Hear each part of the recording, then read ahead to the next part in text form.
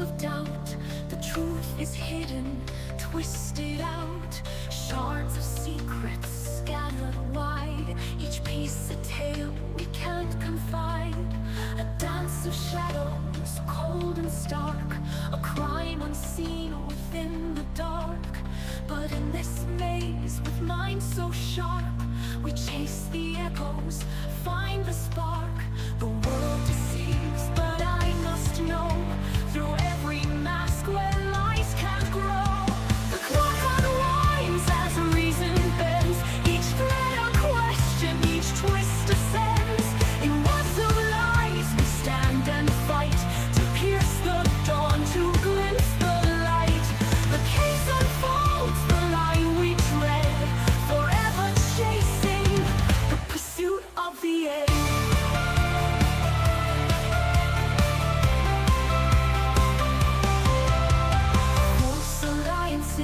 Hidden ties, through silent whispers, danger flies. Each revelation builds anew, yet answers flee as winds pursue. A man in white, a game of wills, beneath the calm, 1,000 chills. But I'll dissect this tangled thread, until the guilty scheme is bled. In every truth, deception lies. Through shattered veils I'll seek their eyes. The path divides where truth is torn. In doubt's embrace the future's born.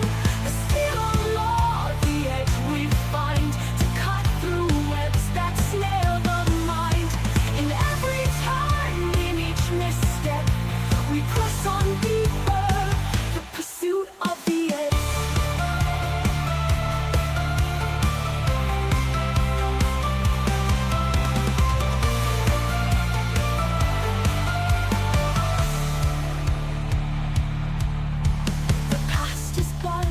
Fleeting ghost, each case a fragment, fragile close. A prosecutor with heart of fire seeks justice through the muck and mire. The fallen rise, the guilty flee, yet every truth we claim sets free. A clash of fates, a minds of laws, unraveling every hidden cause. No matter where the shadows cling, I'll seek the heart of everything. Through trials lost and trials won, where innocence and guilt are spun. The law is cold, but justice breathes in every soul that still believes. We forge the path where wrongs are pled, to find the answer, the pursuit of the edge. Patient, waiting still, beyond the doubt, beyond the thrill. But as the dust begins to clear, the guilty tremble, truth draws near. Through every trial, through every door, we step beyond the myths of yore. The truth remains, the twisted veiled, and in its light no lie prevails. We chase the dawn, we fight the night, till justice shines in perfect light. The case may end, but still we go, beyond the facts, beyond what's known. Each corner turned, each clue discerned, for every secret must be earned. And on we march, no turning back, for all we seek is the pursuit of the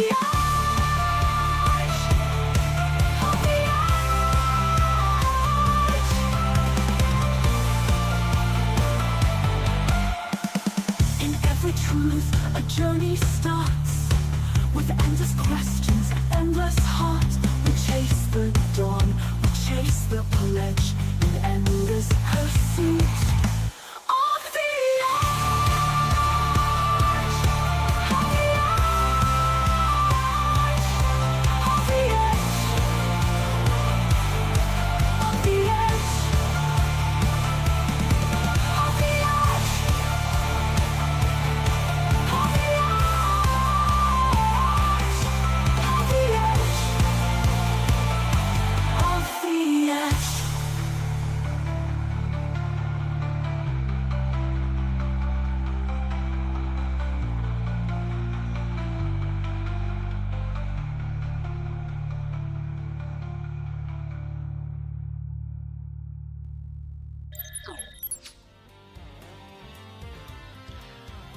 Hello, hello, hello, hello! It's your favorite neighborhood birdie here once again, and it's been a while, hasn't it? But apparently it's been so long that Paige had to bring her posse with her, so definitely appreciate that. For those that don't know me, I am, of course, your friendly neighborhood birdie. And I'm gonna give Paige a proper shout out because I've yet to fix the sizes on the intro screens, so you could barely see whatever the hell was even playing. So let me try that again, but properly. It's bigger on this screen. I hear shots. Close. I'm going after them. I'm going with you, Paige. Oh, somebody has Big Bertha. You realize you were streaming about to be 6 hours. How's it going, Mark?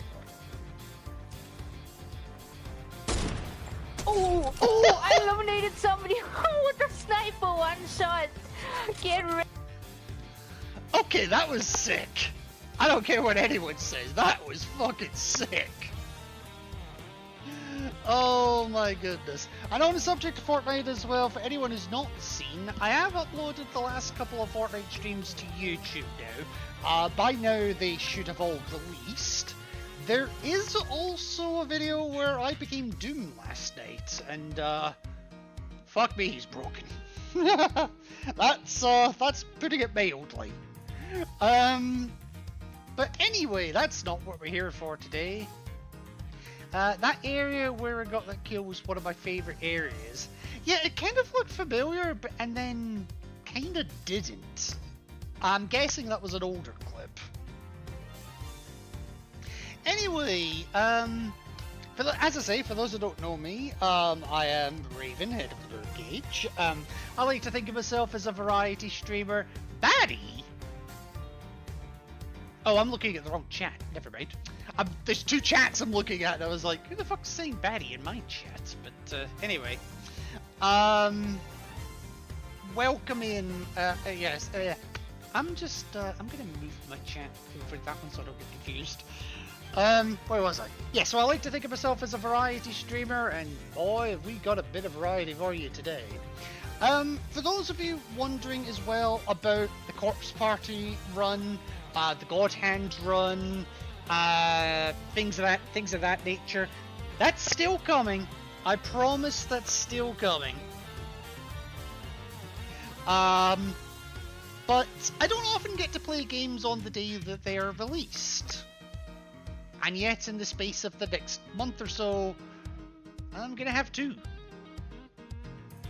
Of course, we've got the Silent Hill 2 remake coming on the 4th of October? It's either the 4th or the 6th, I forget which date exactly.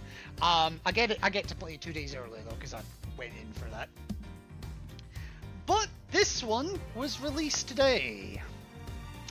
It's an older game, or an older set of games. 2009 was when this originally came out, the first game. And 2011 was when the Japanese brought the second game out. But the Japanese game, the second game, never came outside of Japan. Not officially, anyway. Until now. Now, I have booted this up just to check a couple of things, but I haven't actually gone into the game properly. You're gonna have to let me know how the volume is, because even for me, it's quite quiet. So I may boost this a little bit. We'll try a bit. No, that's gonna be too loud. We'll try a bit there. We will try a bit there. So, I've never done an Ace Attorney game on this channel. In 2 years, I have never done one. I have debated doing the original trilogy, and in fact, if I go back to the main page here for a second, you'll see here I do have the original trilogy downloaded, And more recently, I also have the Apollo Justice trilogy downloaded as well. So, I mean, that's 6 games between those two right there. So, I've considered doing it. But we're gonna dabble into this one first, I think. Because I'm curious to see what kind of shenanigans they've done. Now, as I say, the first game came out in 2009. I have played it precisely once. And that was probably about 6-7 years ago-ish. So, fuck if I remember anything about it. I remember the main characters of the games. That's about it. So as I say, there are 2 games in this one. There's Ace Attorney Investigations, the first game of the series released in 2009 originally. And then Ace Attorney 2, Investigations 2, Prosecutor's Gambit.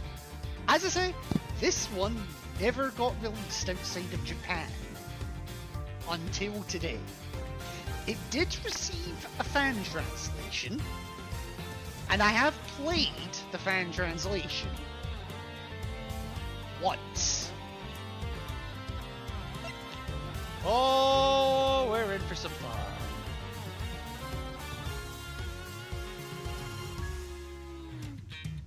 Anyway, I think I've waffled on long enough. Let's just hop straight in. Turnabout Visitor. How much of this do I remember? Barely anything. So this could be fun. Everything old is new. For playing the game with HD chibi characters. Oh, for fuck's sake, really? March 14, 1:16 AM. Somewhere. To make sure the defendant is found guilty, what other choice do I have? That's the job of a prosecutor, after all. That may be true, but why? Why go this far? Sorry, maybe I wasn't clear enough, but a guilty verdict is all that matters to me. No matter what the cost. Now, being the first case of the game, they are not subtle on who the aggressor is in this one. I'm a prodigy among prosecutors. You're an asshole. Always have been, always will be. Yeah, look at Von Karma. Congrats on hitting the start button. Also, game is just a little loud. It's loud for you, okay. Shit, what did I have it at? Gold medalist in the Legal Olympics. Fair enough, fair enough, fair enough. Hopefully this is... well, I kind of need some music playing. Let's see if it's any better. Let me do a wee shout out for Mossy first, though. I promise I will be getting back to Mod Hand? Mod Hand, yes. Wait a bit, I guess. Oh god, Fox. What the fuck?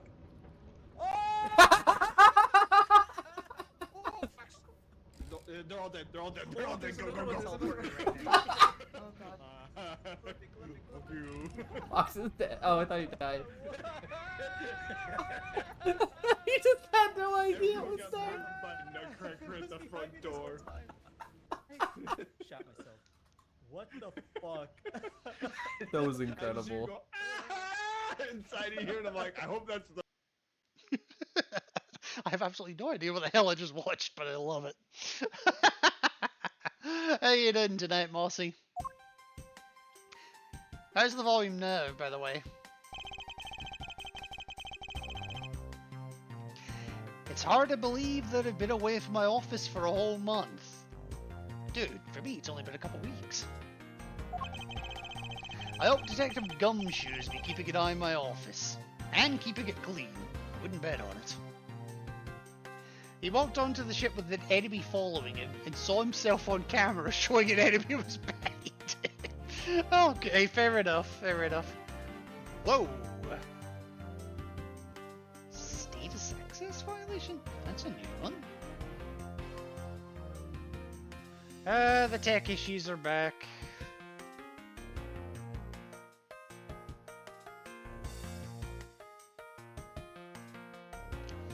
I don't know.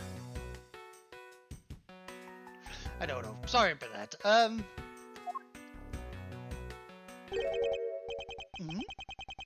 The door's unlocked. Gumshoe, you are horrible. What's the smell? It's very familiar. Blood? Yeah, I mean, dead people usually have blood. Well, to begin with.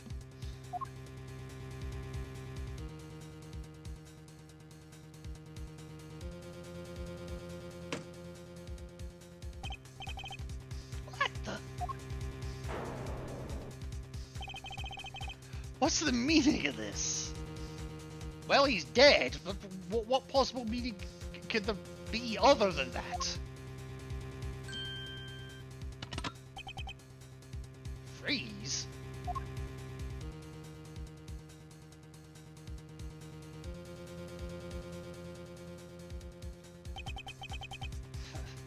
Yes, we're off to a great start.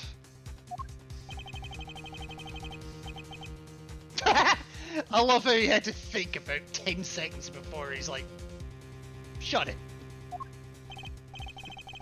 You've got some nerve committing murder in a prosecutor's office. I mean, yeah.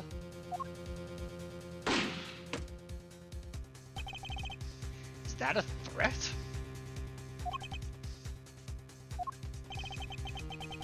Let me make one thing very clear. No one gets away with committing murder in my office! No one!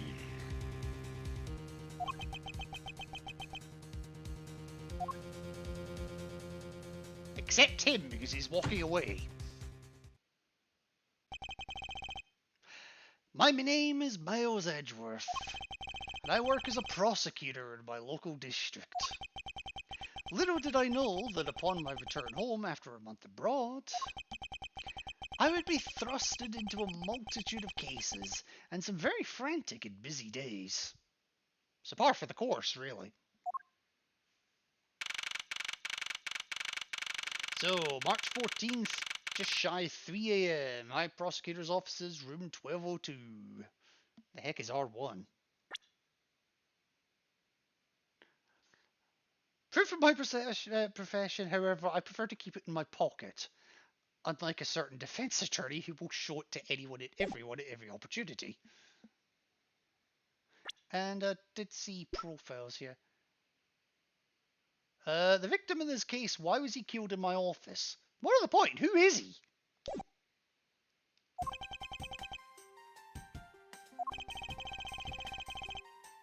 I finished photographing the victim's bodies. Well, no shit. It's not exactly gonna take you too long, is it? Yeah, continue your investigation. Fuck it, why not?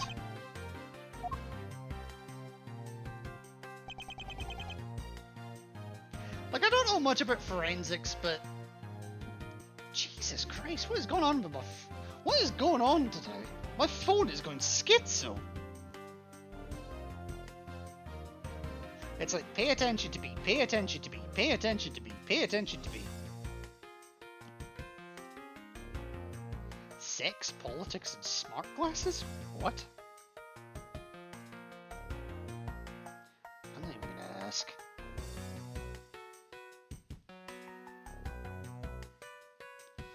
Alright, my phone, give me a minute. I also realised that in amongst all that my alarm went off, so I need to medicate.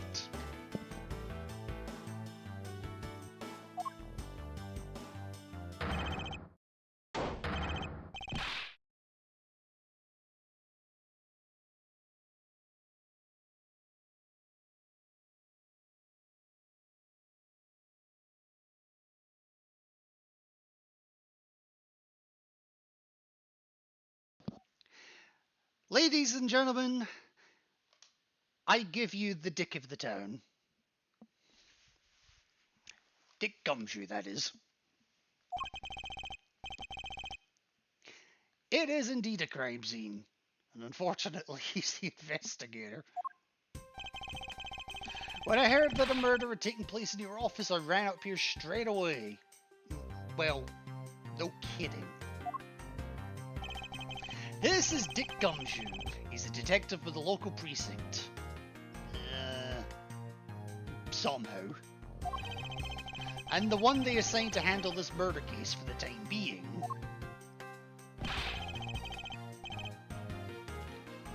I mean, he looks exactly the same as he always does, if you've played the previous games. And B, he was held at gunpoint. I'm perfectly fine, however...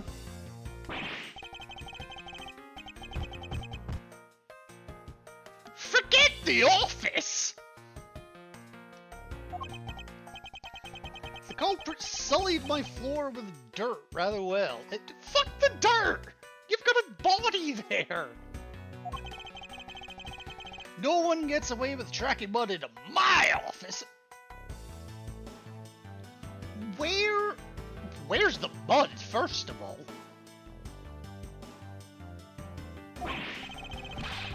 Whoa, sounds like you're getting really burned up over this whole thing.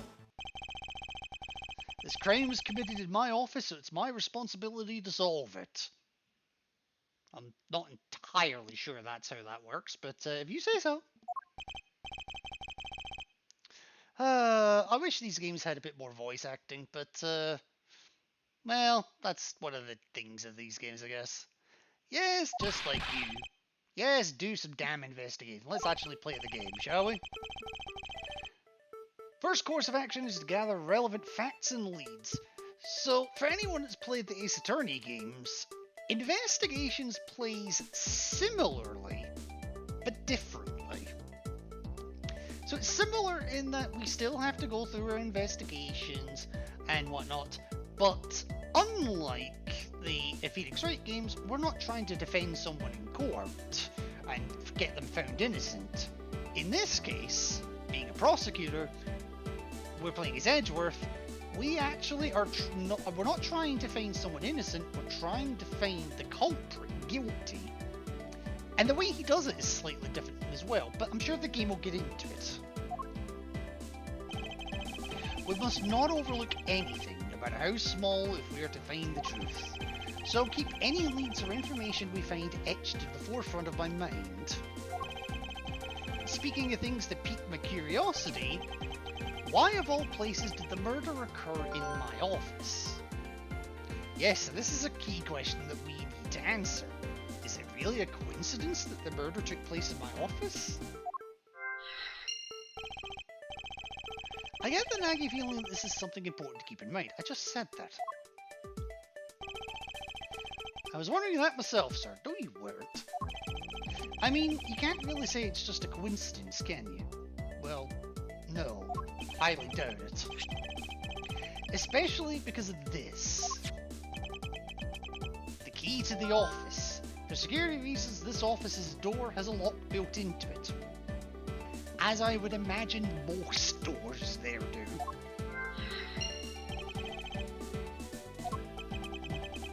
If you think about it carefully and use logic, it should become clear to you. Yes, so with the investigations game, we actually do have to find tidbits of information and then eventually use logic to piece them together to either find new information or to ultimately proceed through the game. So here's a quick explanation of it. By finding the connection between two pieces of information and connecting them, new information is born. That is the end result of using logic. So how do you use it? Well, how he uses it is, well, pretty obvious. How you use it is anyone's fucking guess. First, I recall the information we've gathered up with L1, and then I connect them together with Triangle. And now to use L1 and recall the facts. So, yeah. We can link, I believe we can link them in either direction. It doesn't matter which way round they go. But basically, tutorial of the game, yeah. So why did they have the key?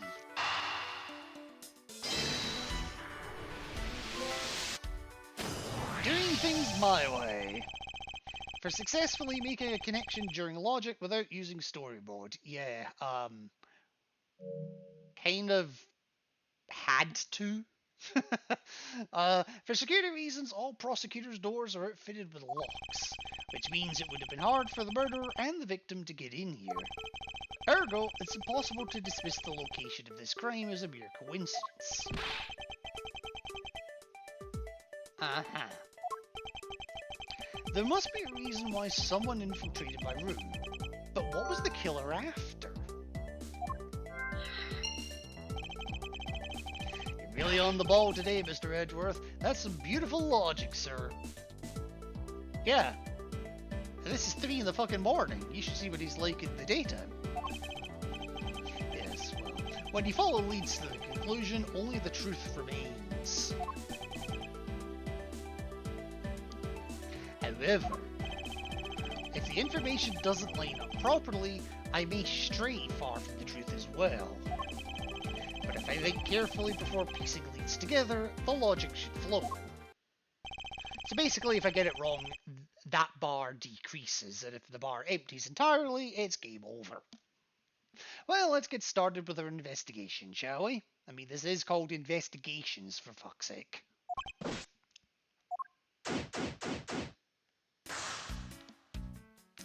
Hey, y'all! How are you doing today? Here, let me give you a wee shout out.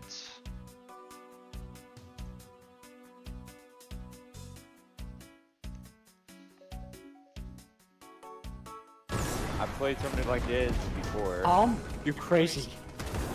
Yeah, I know.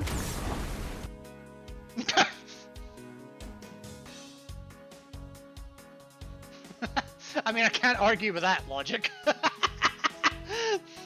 I don't even think Edgeworth can argue with that logic. Oh, how are you doing tonight? The basis of any good investigation is to examine everything, sir. Hang on, I need to tweak something here, because it's kind of actually hard to see. What does it come under? Text transparency low.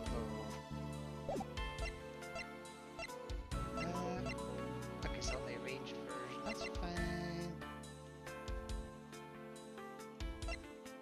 Yeah, that's fine. Okay. The base. Oh yeah, that looks a lot better. The basis of any good investigation is to examine everything, sir. I know that! And when I want to examine something, I simply use X when I'm next to it. And if you ever feel lost and want to talk, just use triangle, okay? I'll give you great, precise advice as an ace investigator, sir. Yeah, about that. Something to try later if I have free time, I suppose. Yes, so, unlike the mainline Ace Attorney games, investigations you actually take physical control over Edgeworth. Whereas for investigating crime scenes in the mainline games, you're just on a screen and you're like looking around. But let's have a look. We have a gun here, first of all. It's kind of, well, the smoking gun, so to speak. This could potentially be the murder weapon. If so, it would mean that the killer made their escape after disposing of their gun here. I think I've seen one of these before. Care to enlighten me as to where? Oh, I know. I was issued the exact same model. I think. Detective. I don't really like guns all that much. I mean, they're really dangerous. Yeah, especially if you're holding one. But now that I think about it, you do see this model around the precinct a lot, sir. I don't use mine much except in emergencies, so that's why I didn't recognize it.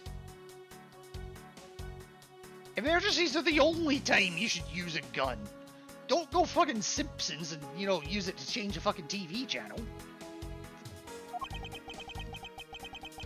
So it's the same type of revolver as the ones used by this precinct's detectives. Alright, so logic obtained. Do you have anything to report? Sir, at least look at me. Nothing out of the ordinary Nothing out of the ordinary! And yet there's something out of the ordinary right in front of my eyes. Yeah, no shit. Talk about a contradiction. Something out of the ordinary. I should look around a bit more. I wasn't finished. I really wasn't finished. Ah, the chaise long. I hope we can solve this case quickly. I'd like to return to relaxing on this sofa. It does look pretty damn comfy, to be fair.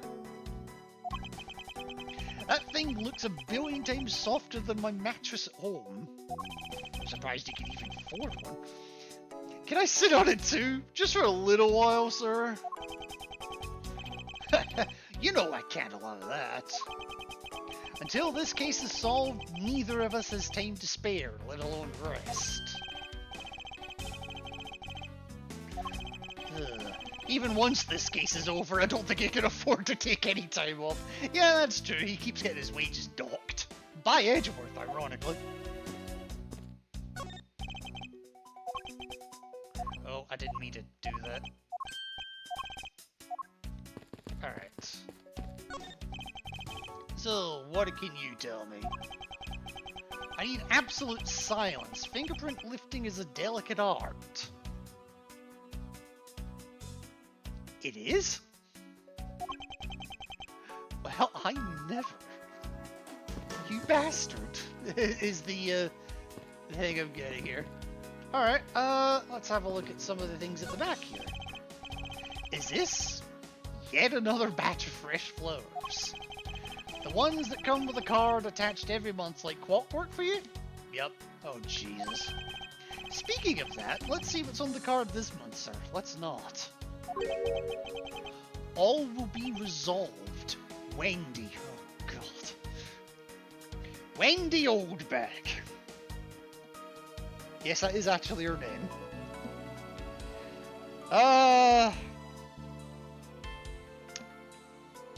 She's a character, let's just put it that way. Oh, Miss Irony, how painful are thy farts? Isn't that the name of that old lady with a whiny voice that's Stalk? That's enough, detective! You need not remind me further. Yes, stalking would be, stalking is quite the understatement. Considering that she calls, males edgy poo. Yeah.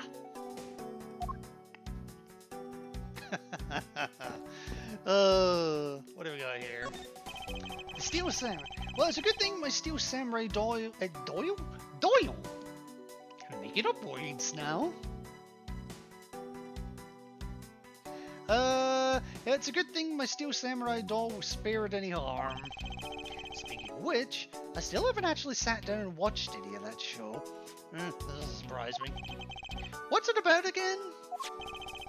Well, I don't know much about it myself, but the hero of the Steel Samurai Warrior of Neo-Old Tokyo is the Steel Samurai. Well, no shit. And his goal is to defeat the evil magistrate. It's a show geared towards kids. However, its high production values and riveting plot draws in a number of adults as well. Spin-offs like Pink Princess, Warrior of Little Old Tokyo, and the Nickel Samurai, along with the deluge of merchandise and even a new stage show, gives it presence. Yeah! Are you sure you're not some sort of rabbit fanboy? I think she might be. He might be. Fuck. Of course not. Anyone who keeps up with society knows at least this much. Sure. And that conversation lasted longer than I expected. Let us return to the investigation. So you want me to go back to it? Oh, it's just the same conversation, okay. Alright, okay. Oh, it's your trophy, the, Knight of Prosecutors, right? No, it's the King of Prosecutors. And it's not a trophy, it's a shield. It used to have a sword on it, but, if you've played the first trilogy of games, you'll know why there's not one anymore. You only send this to the winning prosecutor, right? Well, yes. But I have no real interest in the perceived worth of other people.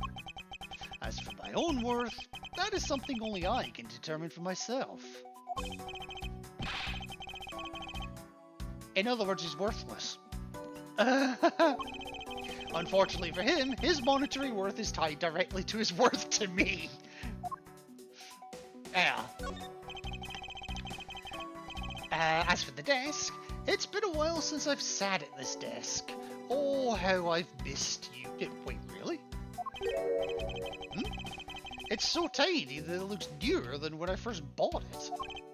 Oh yeah, that thing's so polished that it makes mirrors jealous. Don't tell me you would know the work the entire time I was away, detective. My job is to protect your office, sir. And you did such a good job protecting it that a murder occurred in it. But at least the desk's fine. That's harsh, sir. That's accurate. I have to admit the desk has never looked better, so I guess I can't dock his pay. Is there any pay left to dock at this point? What do we got here? Oh god, it's amazing how quickly this thing moves. Watch out for the teacup fragments there, sir. Fragments? That killer is going to pay. This tea set. This tea set is very dear to my heart. It can only be bought in England. Alyssa! Don't suppose you could ship us some more. It costs more than your whole month's paycheck. That's not saying much. Now I feel like the killer's wasted one of my monthly paychecks. Fair enough. Alright, let's address the elephant in the room. The bloodstains here. Your files are all over the floor, sir. They probably fell during the struggle between the victim and his killer. Oh, I tried so hard to keep this place spotless while you were away. Yeah, good job. I mean, this just rendered all the time and effort I put in pointless. I don't recall ever asking you to clean my room. Well, I water the flowers every day, just like you requested, sir. I just added cleaning to the list as a weekend special. For about half a day every Saturday, I'd come in and clean this place until it sparkled. Every Saturday? What the fuck is wrong with you? Does he have a life? Outside of cleaning and noodles, not really. Alright, elephant in the room. If I could ever... Here we go. They finished photographing the body, so it should be alright to examine the area. I won't rest until I've inspected every suspicious-looking nook and cranny. This is closer to the kind of view that you would see in the initial games. Right, so we've done that one already, so let's go... Let's, as I say, elephant in the room, we'll start with the body. There's blood all over his lower abdominal area. It looks like the bullet passed clean through his stomach area. In other words, he was shot. No kidding. Until the autopsy's done, I don't think we'll know much more than that. Please have the body sent to the morgue once they're done processing the crime scene. Okay, bullet went clean through the victim's abdomen. The body was found at around 2:05 a.m. And are you going to be okay with keeping track of the evidence we find? Of course he is, because he's Miles fucking Edgeworth.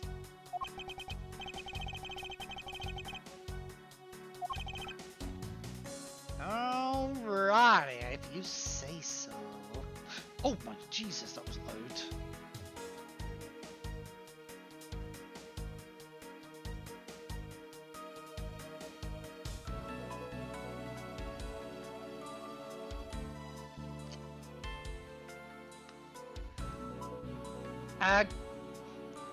Give me 2 seconds. Something's just come up that I need to deal with quite sharpish. I'll be right back.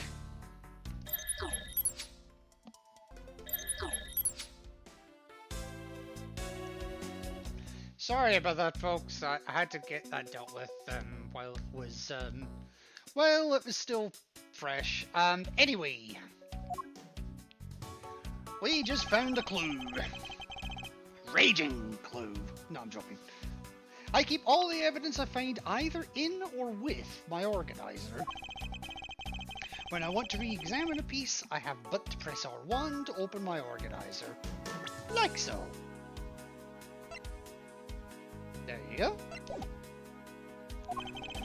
But the organizer isn't only for evidence. I keep people's profiles on hand in it too. It's probably a good idea to make a habit of checking the facts often. But we don't know who that is. We know who that is, though. A homicide detective at the local precinct in charge of the initial investigation. Poor bastard. Alright. Well, let's see if we can get some information on this guy, shall we? And what do we have here? I think I've seen one of these before. I would fucking hope so. It's a police badge detective. Oh hey, I have the exact same thing actually. What a coinkydink. Coinkydink? Coinkydink.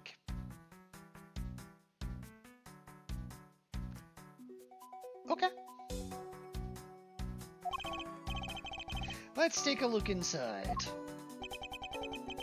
Mr. Buddy Faith. It would appear that our victim was a detective, just like you. I seem to have gathered a few pieces of pertinent information.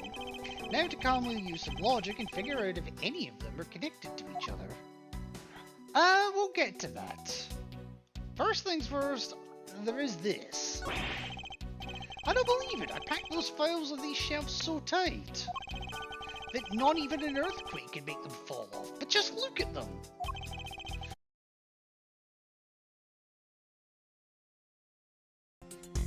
That's up. That's up.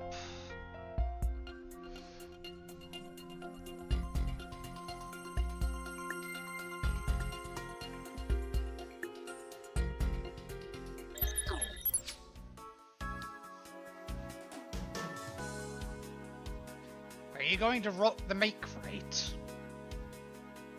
What do you mean? Speaking of makes, I still need to get that other one set up.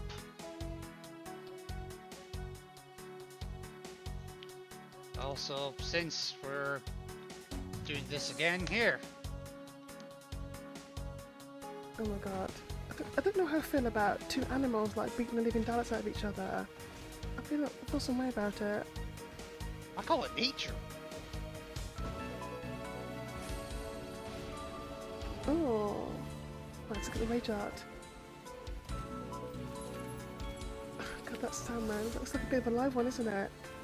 What is going on with that? Oh my god. It's like a rocket. Oh, he's doing tippy toes.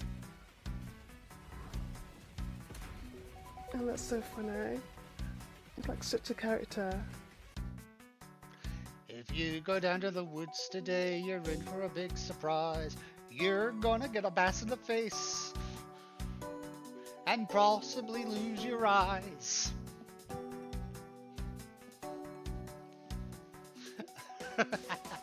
Alright, so really sorry about that. Yeah, I blue screened. I have absolutely no idea why. but this whole time my PC's been a bit funny. I did do a Windows update earlier today, so I'm worried that may have been part of the issue. But, well, it is what it is. Anyway, I'm hopeful that you haven't lost out on too much. There is a way for me to show the previous chat, isn't there? I think. Oh, shit, no. History, that's the one I need. Yes, yes, so so that's where we left it at. I don't believe it, I packed those files on these shelves so tight that not even an earthquake could make them fall off. But just look at them. At this rate, the rest of the files won't be able to withstand an earthquake at all. And it is a problem, to be sure. You better believe it. By the way, Alyssa, I saw you knocked... you knocked me, for lack of a better term. I haven't the faintest clue how that works, so... I don't think it's going to be completely honest with you. Once the investigation is over, we'll put them back up on the shelf. I was more worried about what the hell they were saying on them, but okay. But I think with that, we've almost covered everything.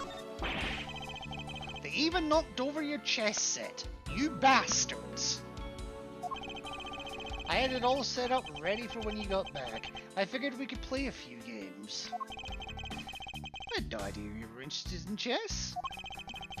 I'm actually pretty good at checkers, so I thought I'd give chess a try. In that case, I suppose I could set some time aside after we solve the case. Though I don't expect the games to tax my mental acuity much. Not wrong. Alright, let's see if we can piece some puzzles together.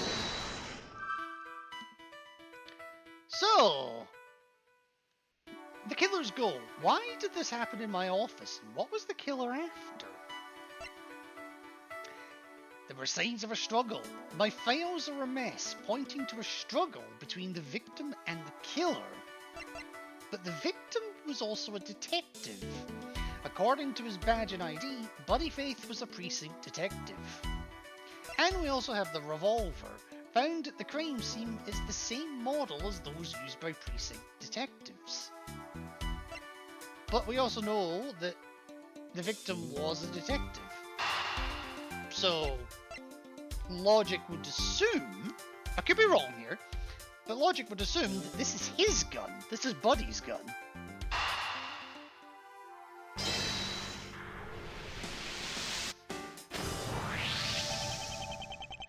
Okay, if he's done that, that means I've got it right.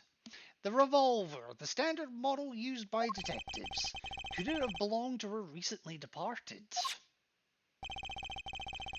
Please thoroughly check the victim's body one more time.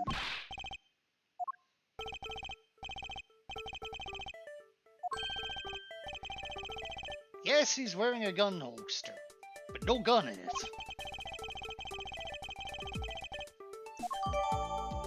So, it can be assumed that this gun is the murder weapon. It's issued to the victim. Fair enough. So, what else can we find out about the revolver? As I always say, you gotta look really carefully at each piece of evidence. Use the right stick to rotate an object. There's no such thing as a bad angle. There is when it comes to guns! Use L1 and R1 to zoom it out to get it the nitty gritty. Yes. How's that for the wrong fucking angle? Yeah. Oh, okay.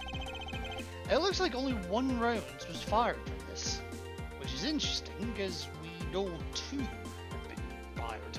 One because the guy was dead, and two when the guy holding us up shot the painting behind us.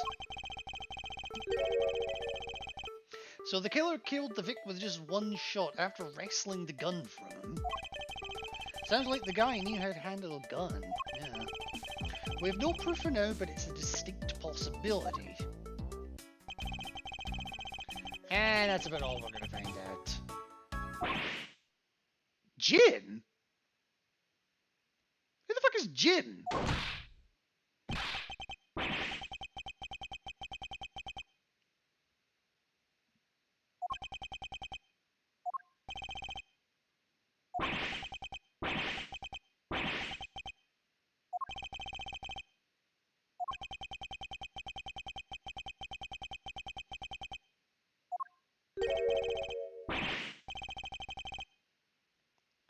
Well, I hate to tell you, he's dead.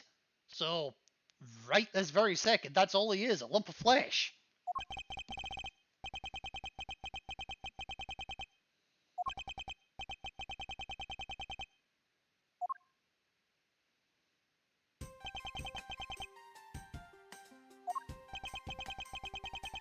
Aren't you that prosecutor? Yes. Jacques Portsman. Yeah, they love their puns when it comes to the names. Jim here was my partner in crime busting.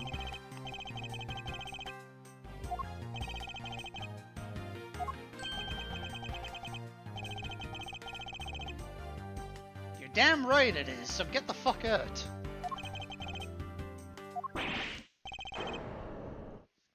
Excuse me?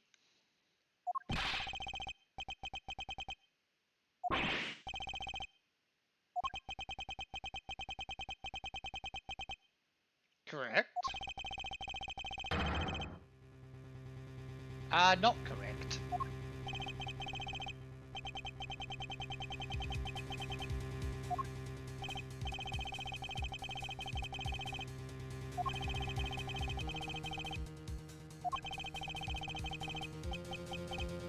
You're an idiot. You just incriminated yourself.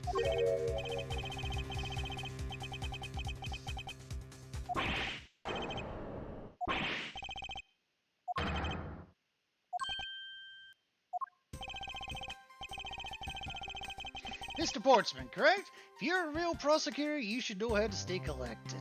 Yeah, about that. The investigation has only just begun. Isn't it too early to be drawing conclusions? Yeah, I get the point. You're right, my mistake. I tend to get a little too hot-headed sometimes. You sure are one cool customer though, Mr. Edgeworth.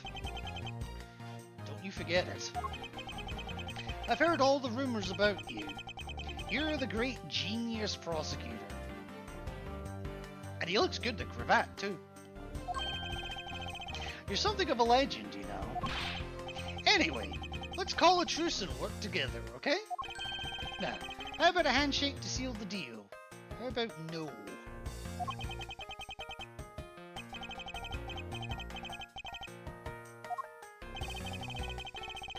You guys were conducting your investigation, right? Sorry for barging in like that. Carry on then. It's your room after all. I just want a little more time to say goodbye to Jim. You that sap!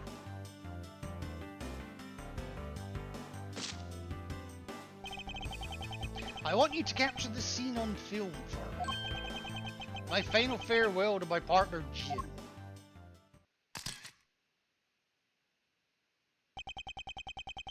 This isn't a... You know what? I'm not even gonna go there. Let's give him the room. But now he's buggered off, I'm coming over here. And apparently I can just run on the spot. Good to know. Your jacket, sir! What's it doing on the floor? And it must have fallen off the wall when the killer tried to threaten me by firing around. So the killer not only shot the victim, but they shot your jacket as well. But there's a contradiction right there. They dared to shoot the ultra special jacket that you made your prosecutorial debut in. I know, right? What if they had shot through it? It would have been a disaster. Yeah, it's not worth getting worked over. Not when there's something more here.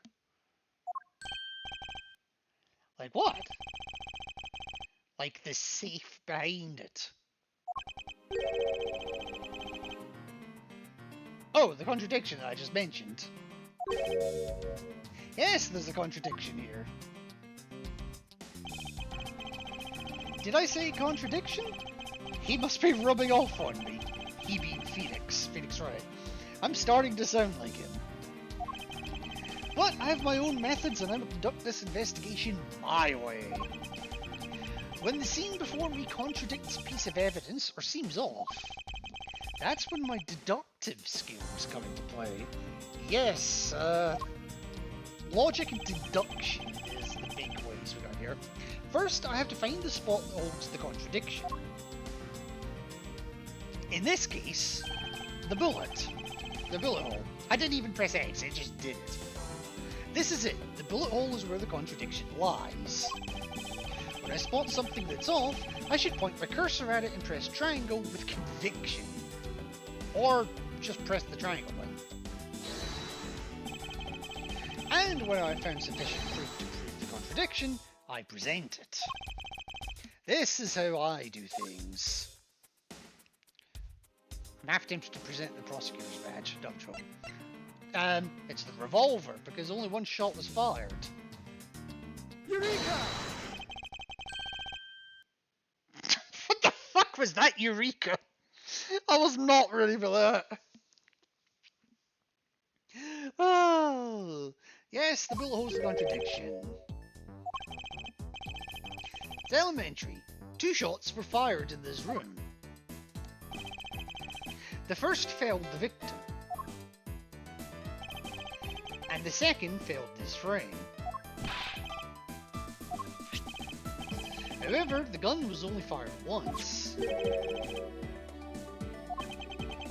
which means that one of these 2 bullets was fired from a different gun. Did the killer have another gun prepared for tonight?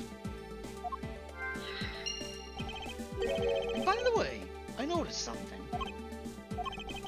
What's that thing sticking out behind the frame? I told you, it's a fucking safe. It's a secret safe. Oh, I smell money. I'm surprised you even remember what the smell of money is like, with how little of it you see in your life. I'll spare us the trouble and just say it. Nothing like what you're imagining is inside. Now, if you could kindly move this frame out of the way. Talk about dusty. I suppose that's what happens when I'm not here to dust it once in a while. Fair. I had no idea there was a safe here, or I'd have kept it clean for you, sir. I mean, it wouldn't be a secret safe if you did. So when did you put this thing in? It wasn't something I had installed personally. Every prosecutor's office has one. Only prosecutors are supposed to have knowledge of their existence. Ah, but what is inside? Right now, nothing. We only use them to store especially important evidence when a trial is in session. There's no money in it! Only they know of them. Trial evidence use. Okay. Trial evidence use? Weird. I won't rest. Oh yeah, he keeps saying that for some reason. Alright. Anything on the outside that I can have a look at? No. But it does look a little scuffed, shall we say. The keypad, don't you find it to be a bit too clean? Oh no, okay, so the whole thing's... Ah, okay, so the whole thing's covered in dust, except the keypad.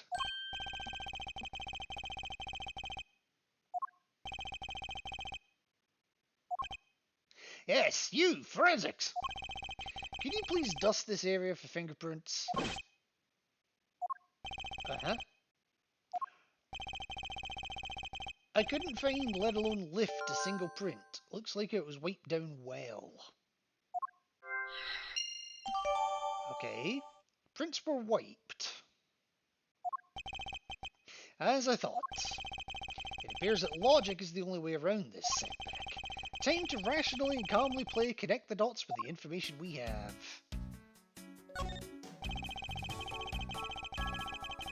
I don't think there's anything else to look at here. I never knew there was a safe hidden back here. Well, if detectives knew about them, then they would be secret. Yeah, that's kind of what I said earlier. Are there any other secret hidden things in this room? Maybe, maybe not. Who knows? Even if there were, it would defeat the purpose of them being hidden, if I told you. So don't bother looking for them.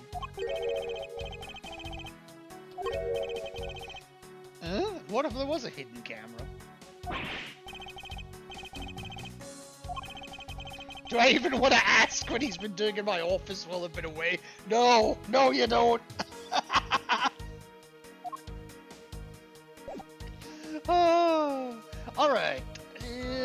Logic time in just a second. But yeah, we've got Jacques Portsman, a high prosecutor officer with this prosecutor's office. It's my first time speaking with him. Yeah. And yes, we've learned that this guy is Buddy Faith, a detective in the precinct. Ah, her beautiful badge, which apparently is screwed on. Each prosecutor's badge is engraved with the number of its owner on the back. Numbers. As if we're not human on the inside like everyone else. When you say that, where's the number?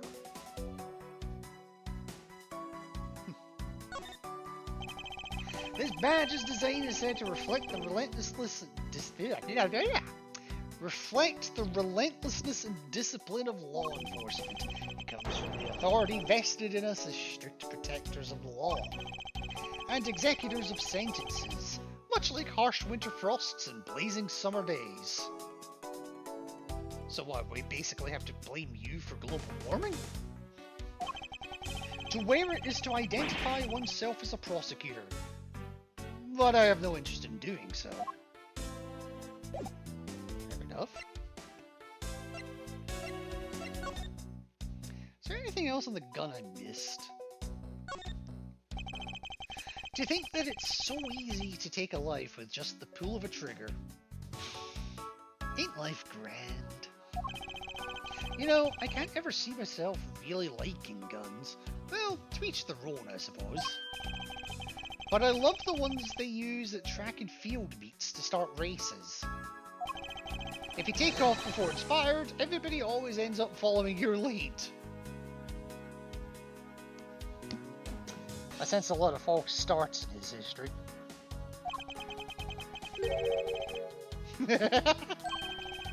Now that you mention it, even when I finish first, I always wind up in last place.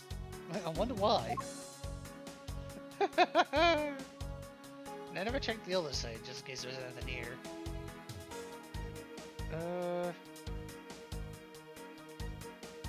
No? Nope, okay, that's fine. Alright, let's get into the logic side of it.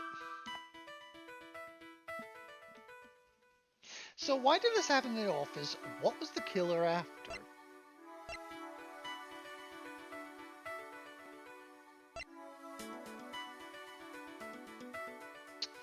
Oh my god, I'm beginning to get a bit of a headache.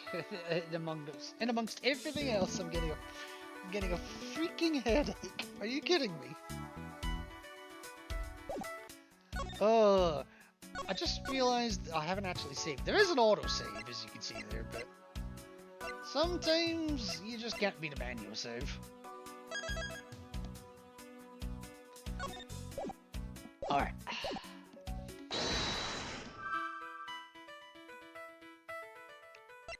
So, why did this happen in the office? What was the killer after? My files are a mess, pointing to a struggle between the victim and the killer. Other than the victim's gun that I found could be another gun in play here. And all the fingerprints in this have been wiped clean.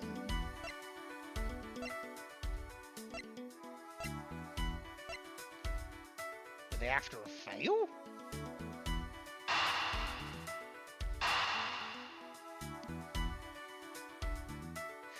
That's gonna be my guess.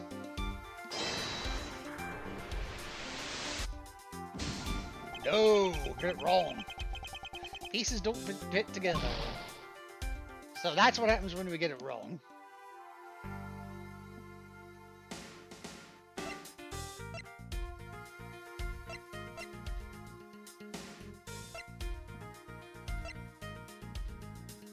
So maybe that is the connection.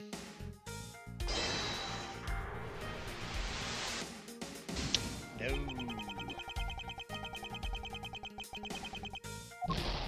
Damn.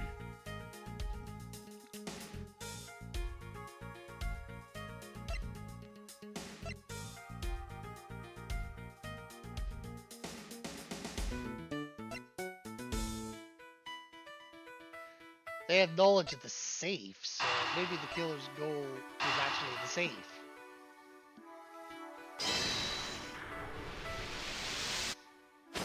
Yeah, there we go. Figured out what the murderer was after. The fact that the safe was wiped clean of fingerprints suggests that the criminal had at least attempted to open my safe, making the culprit's motive for breaking and entering theft, I believe. And if knowing the motive changes what the other pieces of information can tell us. Yes, so the fact that we know that there's theft, this isn't so much signs of a struggle, maybe somebody was looking for something.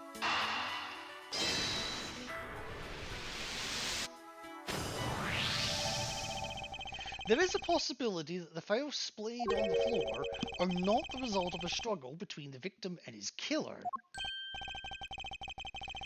Like, it could be from where the killer tried to find something. Exactamundo! We need to figure out if any of the files have been stolen. I'm gonna shelve files like you've never seen before, even in a library. Yeah, about that. I'm sure, yeah.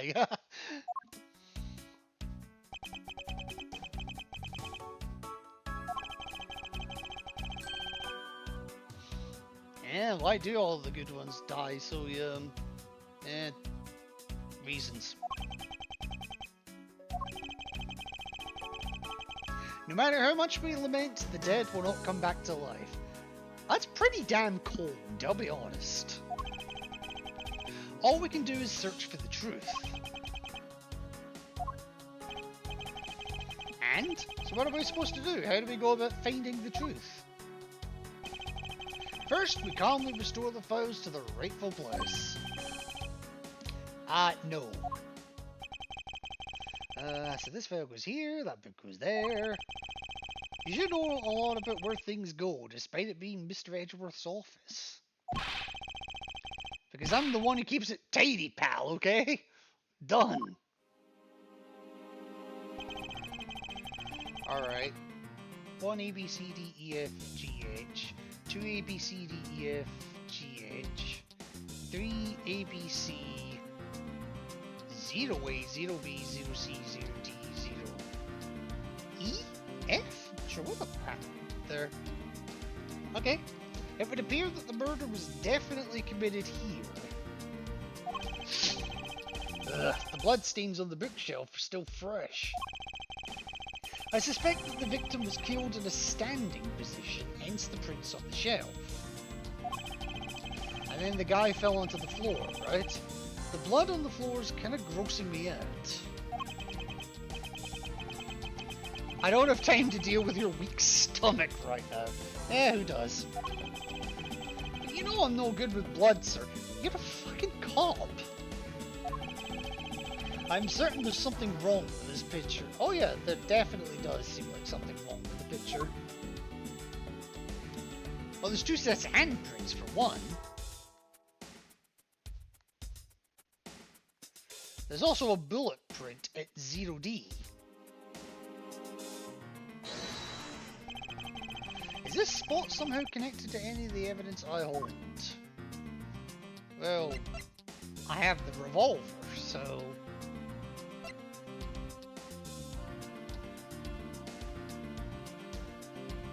But I also have the bullet went through the abdomen.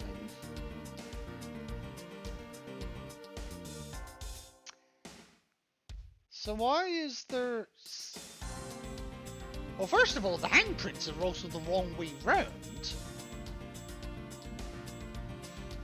Unless the guy was facing. Unless the guy was facing outwards, away from the files.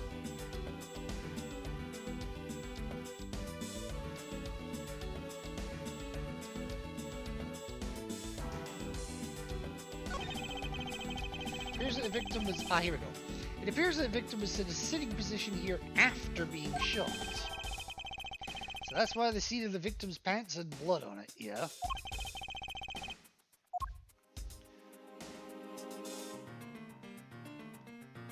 So explain those handprints. The victim's handprints. Must have tried to support himself with his hands here after being shot.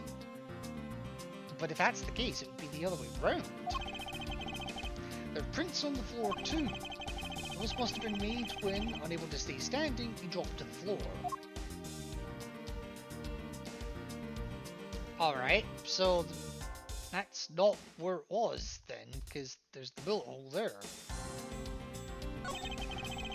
So this is where the bullet lodged itself after it went through the victim, huh? For the bullet to be lodged so squarely in a file spine indicates that the files were ransacked after the shooting had occurred. And I guess the victim was moved because he was in the killer's way.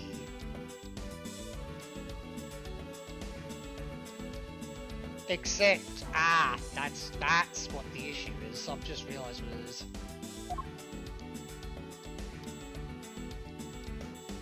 They're in the wrong order, these books. Because I think these 5 actually go up here.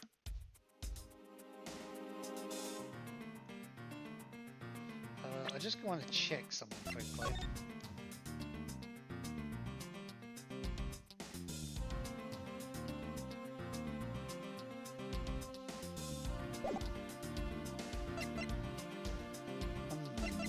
Okay.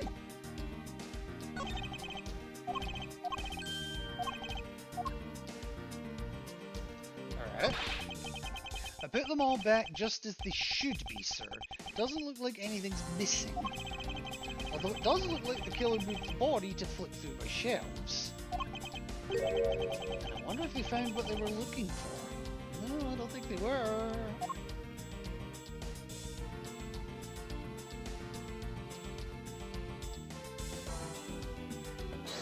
Yeah, I think it's gotta be the bullet, surely.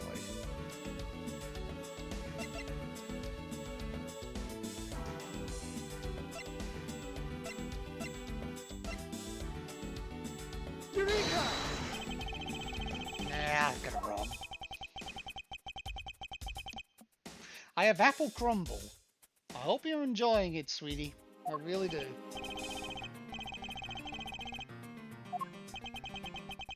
I got it wrong.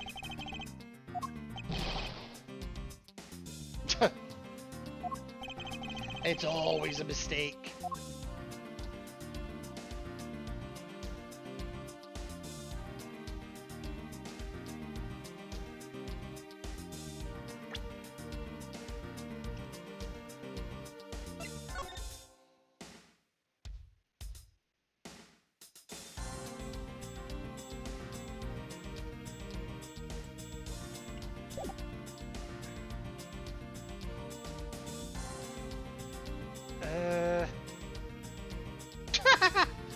Okay, Alyssa.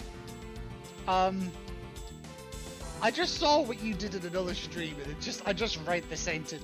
I just read into the I just read the sentence. Alyssa used ad permitted term fisting. Oh wait a minute. Hang on.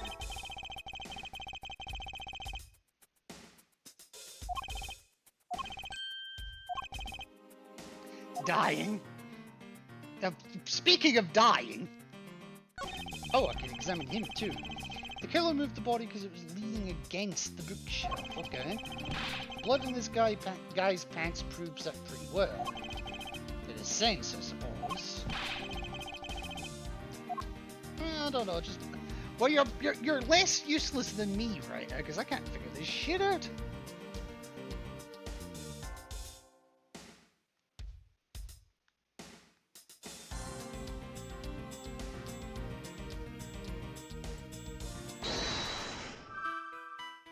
That was an accident. I don't know. Eureka! Oh, got it wrong again.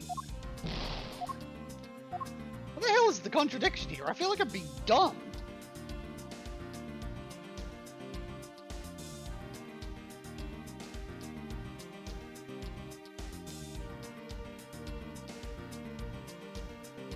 Seriously.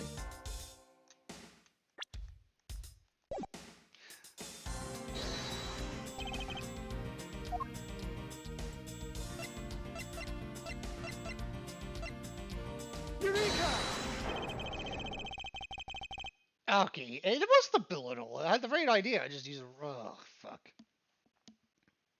Clearly a contradiction here with the bullet hole. Yeah. You don't see? Quite simply, the bullet hole itself is too low. If the victim was shot in the stomach, the hole should be much higher up. But what if the guy was shot while he was still lying down, sir? That explains the handprints on top. The victim leaned against the shelf here after being shot, which suggests that he was standing when he was shot. Which means... It means you need to use your brain every once in a while instead of mine. In any case, it means someone made a faulty assumption. And it was from this mistake that our current contradiction was born. What is the faulty assumption that caused the problem with the bullet hole's position? Well, the order of the files. I believe the order of the files is a bit off. You mean I put them back in the wrong order just now? No. Hey, I actually think the labels of the files are wrong. The labels on them are wrong. Yeah, you see here how the files that were shot begin with the number 0? What are those doing all the way down here after 1, 2, and 3? Aha! Okay, so right idea. Actually, the way they are organized right now is the correct order. They are exactly as I see them in my mind's eye. But the numbers are all out of order. Those white binders are special, so they are arranged differently. But from this, we know that the files were not in this order when the crime occurred. So that's it. I believe the killer made the same incorrect assumption as you just did. Let's rearrange the files in numerical order and see what we find out. Do you think it'd be okay to prop the body back up to how it was before it was moved? They finished processing the crime scene, so I don't see why it wouldn't be. You know, he's not a prop.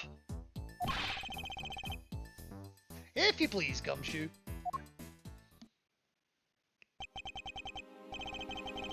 As I suspected, the bullet hole is now where it should logically be. The killer went through my files first before shooting Mr. Faith. And then put the files back in numerical order, I guess. And then proceeded to shoot the victim. But why would someone kill a man and then look through your files one more time? Puzzling indeed. The files were thrown into disarray twice, once before and once after the crime. But why? And now the crime scene is as it was at the time of the murder. Time to have another look.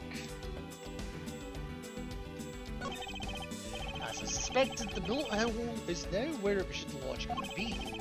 And we figured out that the killer went through your bookshelf twice. Many things that killer did that don't make sense. But to figure out the whys, we need more info. These handprints belong to the victim. They make sense with the body position. He must have left them when he was trying to support himself after he was shot. However, the final position of the body shows that it was moved. I need to go over this crime scene with a fine-tooth comb one more time. I'm avoiding the obvious for the moment, so don't say anything about that. There must be some reason as to why the victim's body was moved. But there was no time to ponder that now. Let us continue with our investigation. You're raring to go, are you? I wouldn't be too raring. This? What? Why does this say gumshoe on there in blood? I'd say that's some incredibly incriminating evidence. Yeah. Yes, indicative of criminal activity indeed.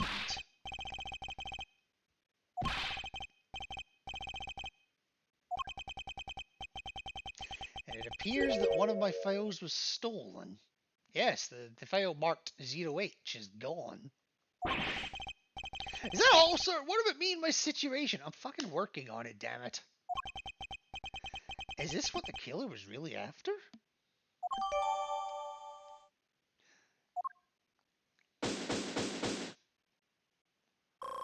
Oh, thank God I got some help now. Looks like Jim was able to leave us the name of his killer in the end. And this most important message managed to reach us.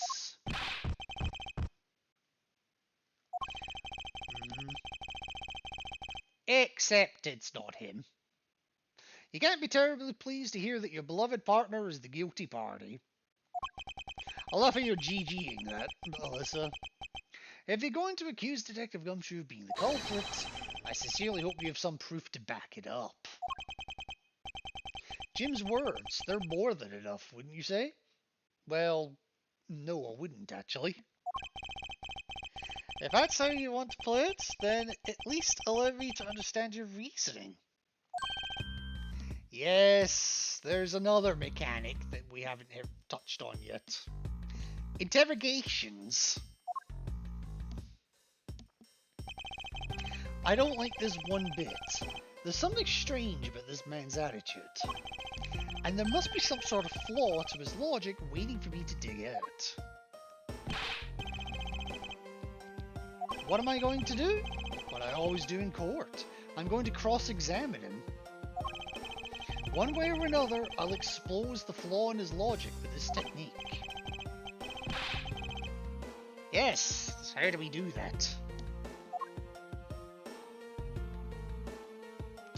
Well, fuck it. Since you've not seen any of the other games, may as well. Alright. First, listen to the witness's testimony.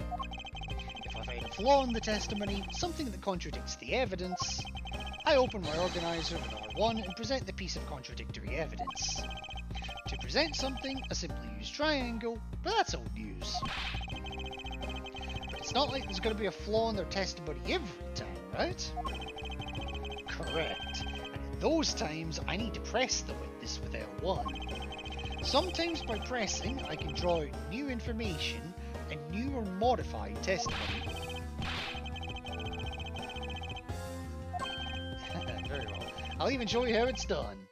Watch carefully.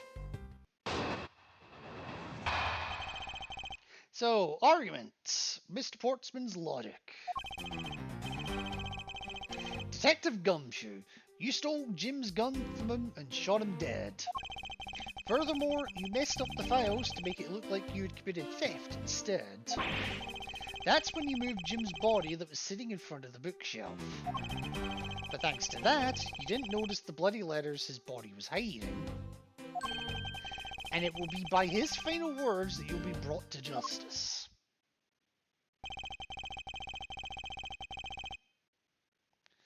Uh-huh.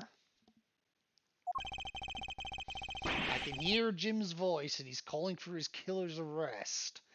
Oh, I'm sure it'll happen. Are you sure you're not mishearing his words, Mr. Portman? There's no way Detective Gumshoe's the culprit here. He's too much of an idiot, for one thing. I will find the flaw in this man's logic and expose it with credible evidence. So, it's time to actually go through this.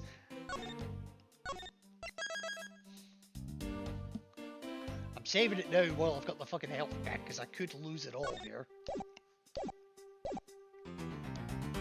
You stole Jim's gun from shot him dead. Further, yeah, so we've read these already. Now what I can do, if I really want to, is if I'm really not sure what's going on here, is I can skip past all of these, and sometimes we'll get a hint for roughly what to do or where to look. There's a gigantic flaw in his logic. A gap so wide that even the good detective can spot it. I bet he doesn't. Now to clue Mr. Portsman in by presenting him with some evidence. Yeah, we're not pressing here. Still here lurking, Raven. Oh, no worries, Paige. No worries. Hope you're having a decent evening. Thank you for the raid earlier as well. I greatly appreciate it. Right. So what was the right? You stole Jim's gun, shot him dead. Conjecture. You messed up the files to make it look like you committed theft instead. But he knows the order. So that right there is the contradiction.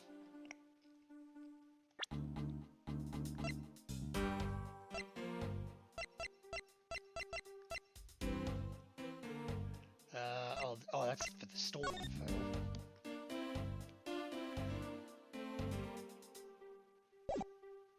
Okay, maybe it's a different bit.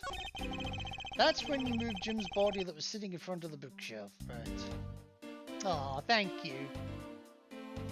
Mrs. Page, the, my absolute favourite South African. Don't tell Oracle.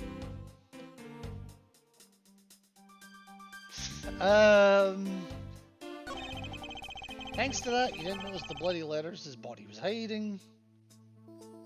It'll be by his final words that you'll be brought to justice. So that's just closing text. Oh, my head is pounding. Oh.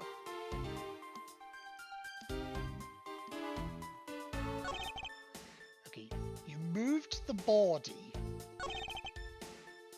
So you're presenting the bloody letters were there after they were moved.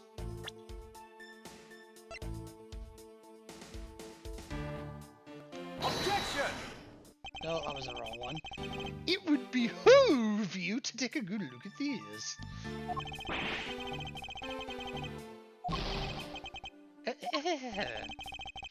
Thanks, I appreciate it. No, I'm not at the top of my game today. Ah.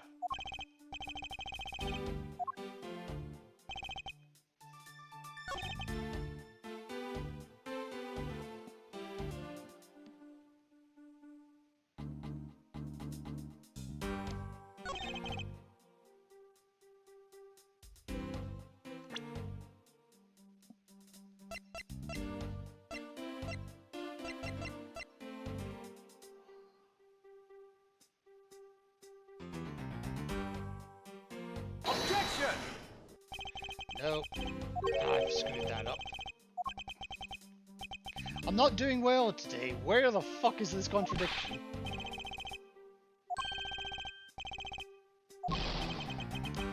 Oh! Listen carefully, think everything a bit more. Yeah.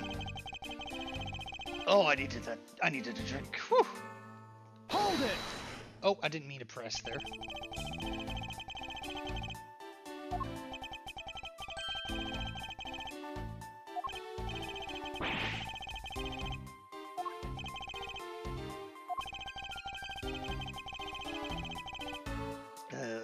Maybe your salary's been cut so much that life is getting a little too rough to handle. Has he even got a salary at this point? I'll have you know that I eat 3 square meals every day, pal. Yeah. Tiny pieces of square sausage. And for anyone outside of Scotland, which is most of you, yes, square sausage is a thing. Okay, so all three of them happen to be instant noodles, but hey, don't be dissing instant noodles. I'm not joking. I have, like, in my cupboard right now, I have about 6, 12, 18, probably about 22, 23 packs of instant noodles just in my cupboard. Just in case I want a hot snack and feel a bit peckish. Poor thing. What an evil prosecutor you were paired up with. And what a motive, no? That's when you moved in my...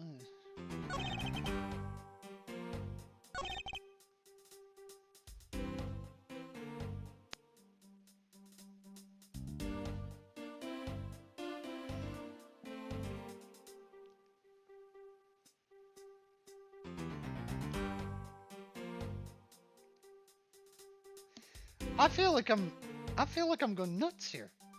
What the hell's the contradiction?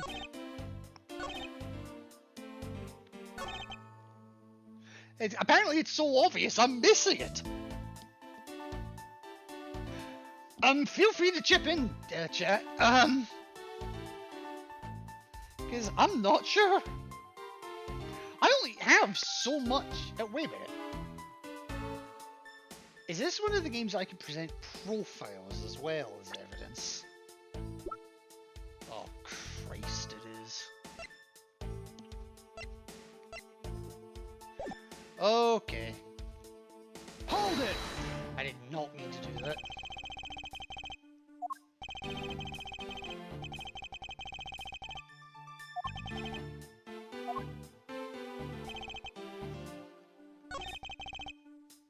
Oh, time for an ad break, Jesus.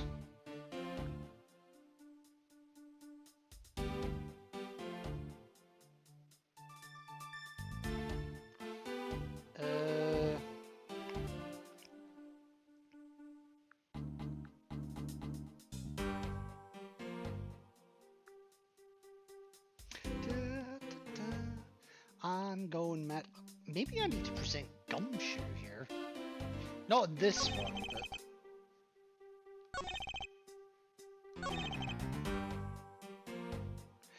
but Gumshoe himself doesn't like guns, so...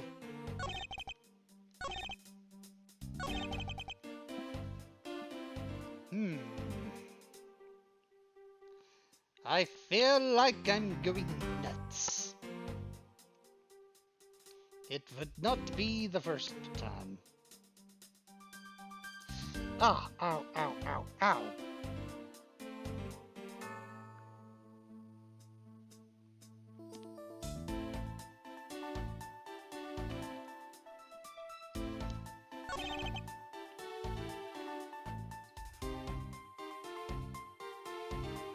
Oh, I'm an idiot. I'm an idiot. I think. Maybe.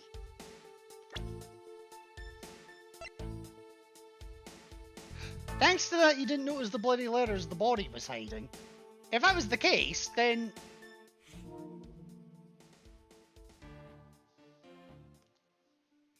Looks like the microphone can't be used right now. Try again later. How about no? I didn't even say PlayStation. Anyway, I've muted the mic. I really should just mute that prior to stream, honestly. Yeah, so if you didn't notice it, then it would be a complete word. I'm an idiot. I'm a complete and utter fucking idiot. Objection! Oh, there we go. Objection. For successfully presenting the correct evidence during a rebuttal without using story mode. Ah, it took several attempts. Perhaps you're not aware, Mr. Portsman, but there is a serious flaw in your logic. Bringing a bit of the courtroom into this, I see. No problem, I'm game. I can't help but find it odd. Odd that a fellow prosecutor would be brought down by the power of his own office. Oh, you're joking, I get it. No, I'm not so serious. If you have the time to laugh, then you have the time to take another closer look at this. Do you still not see? If not, may I direct your attention to the missing file? Uh-huh. What's impossible, Mr. Portsman? The files on that shelf are all about a certain case. When the killer went to take the file after murdering your partner, I highly doubt they could have missed the bloody letters written on the spines. Objection! It's possible they could have taken the file before committing the murder. No. Otherwise there wouldn't be blood there at all. I think it's pretty obvious that the file was stolen after it was written on. The missing letters in the detective's name where the file should be is proof. I mean, the S is gone, there's only half an H. If Detective Gumshoe really was the culprit of this case, I highly doubt that even he could overlook his own name written in blood on the files. Especially as a detective who can't stand the sight of blood. Ouch. Which means what? What does that make this dying message? It makes it the work of a criminal intent on tampering with the crime scene.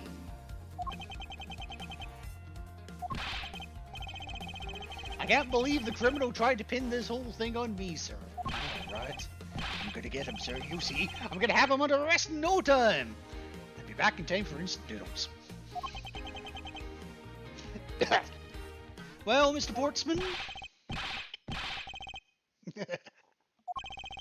Logic deserving of Olympic gold.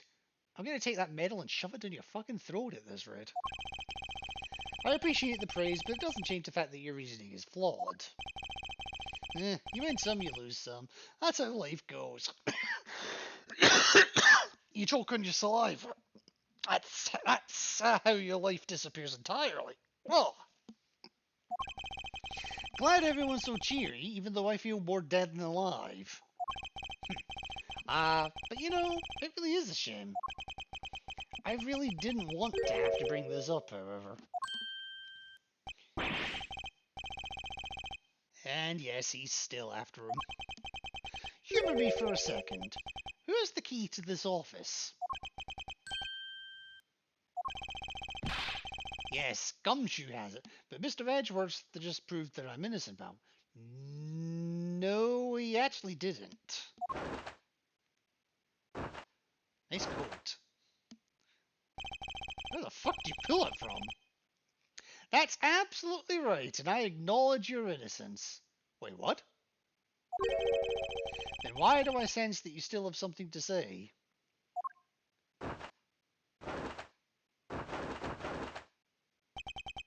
Well, I was thinking, did you know there was one other person with a key to this office?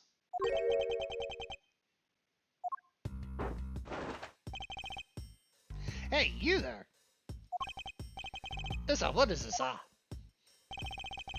Would you kindly fetch and escort that lovely young lady here for me? Young lady?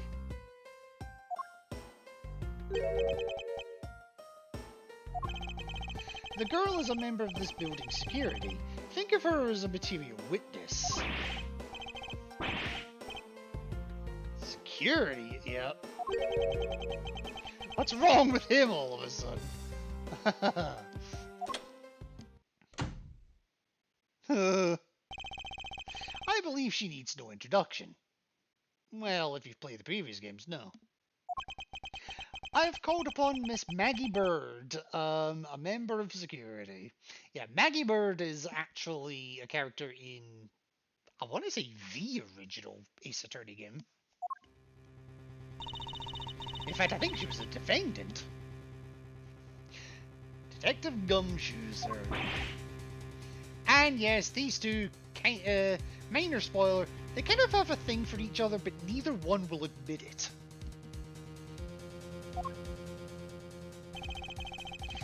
Miss Bird is the security guard on watch tonight. And his point is that she could very well have used it. And by it, I mean the master key, which can open all the office doors in this building.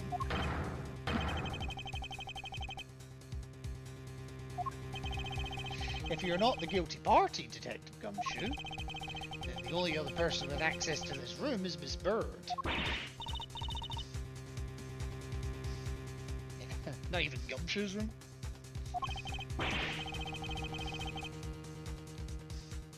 Well, if it's not Maggie, it's you, is where he's going.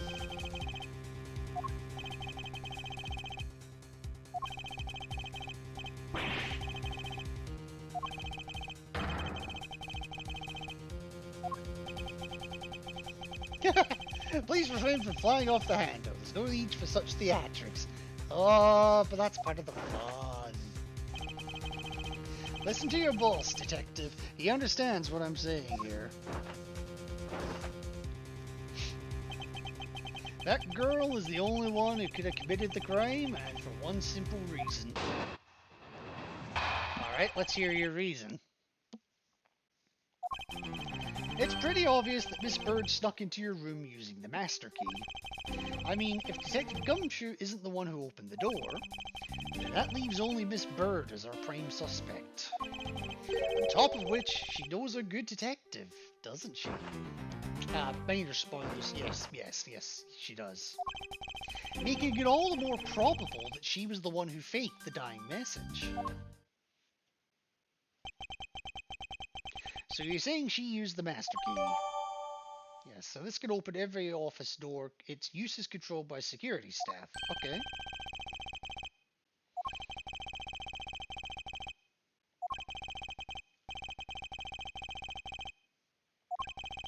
This is not a game of tennis. Although, to be fair, in the next game he turns this into chess. Which, it's weird. Let's just put it that way. I wonder if there was anyone else other than Miss Bird who could have used the master key. It seems that the only way to get Mr. Portsman to give me more details is to press him. Yeah, so we're going to have to try and get a bit more, a bit more wiggled out of him. And why is it obvious? Hold it! Are you sure Miss Bird is the only member of security who could have used the master key? There's only one person on staff at this time of night, and tonight she's it. Isn't that right, Miss Bird? Okay, so that's true. But I wasn't able to use the master key at the time of the crime. Why not?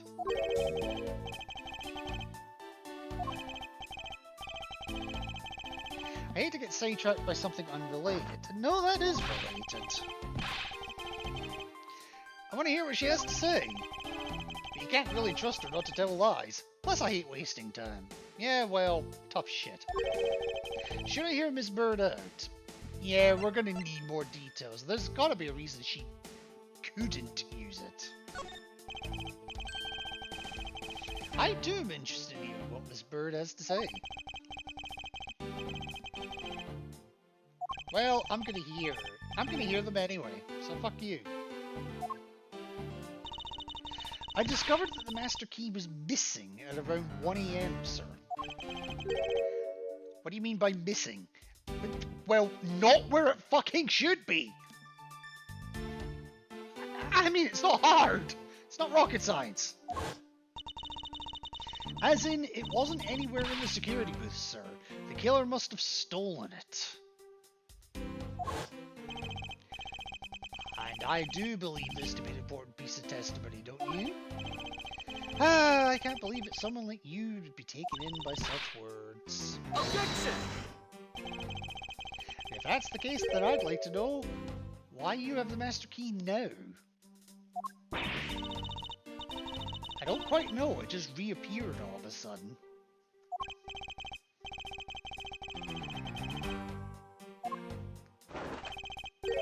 No proof the key was stolen to begin with. I bet you just forgot where you put it and then found it again. I never lose things, I can practically guarantee that. Not a guarantee. With me, if something disappears, it's usually because someone stole it. To be fair, in her case, that's actually true. Trust me, you don't want to test just how bad her luck is. You really don't. Unfortunately, I can't deem this piece of testimony as conclusive. So, she didn't have it, but it's still useful to have. Okay. Motive of theft.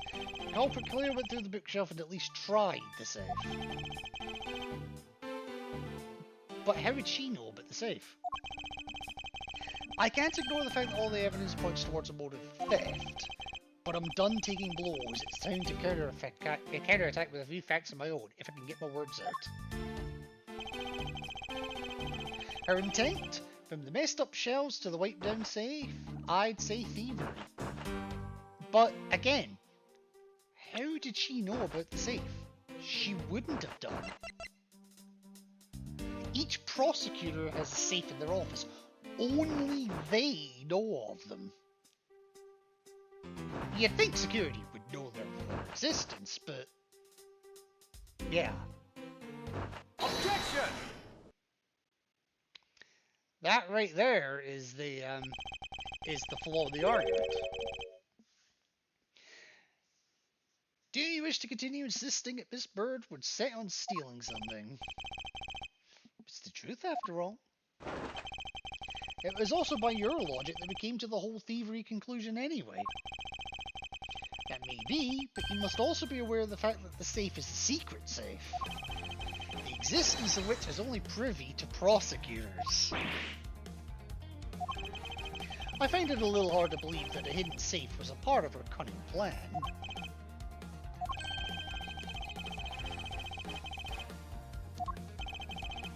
No, because the picture was hanging up when we were attacked. I'd say the culprit knew exactly what they were looking for.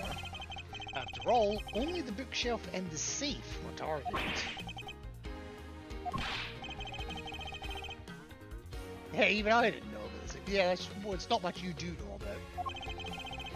And that means there's no way Maggie could have known about it either. Then are you proposing that the killer is a prosecutor?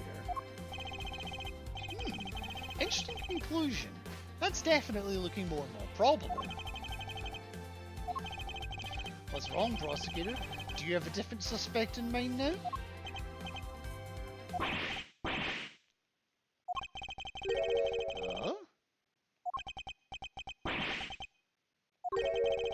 What do you mean it's all your fault?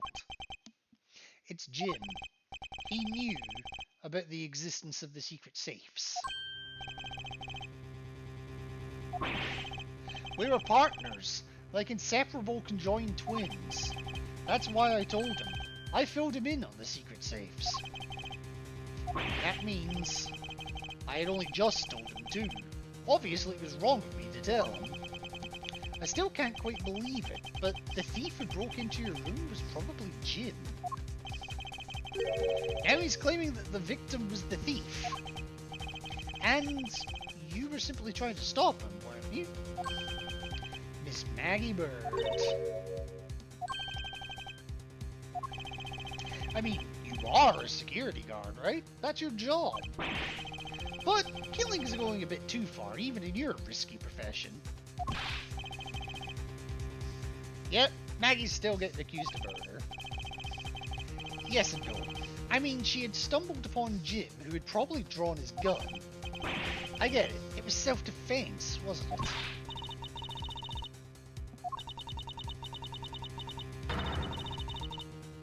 Nope, not even as a security guard. And even if he was the thief, he wouldn't have a key to this office. Which is precisely why he had to steal it, wouldn't you say? It was Jim who stole the master key. Pretty impossible for a supposedly stolen key to be here with us. Unless... well, unless you retrieved it from Jim after you killed him. Are you honestly accusing your own partner of being a thief? I don't want to admit it, but it's the only way for everything else to make sense. Not quite. Has he no honor? No. Especially considering it doesn't have a U. Now then, I think we're done here. The investigation waits for no man. Would you people be so kind as to see yourselves out? Excuse me?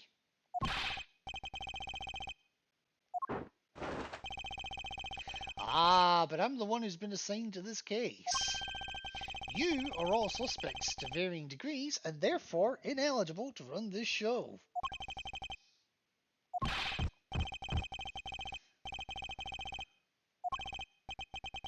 Ah, he's gonna blow his gasket in a minute. We have no choice but to accommodate his request for now.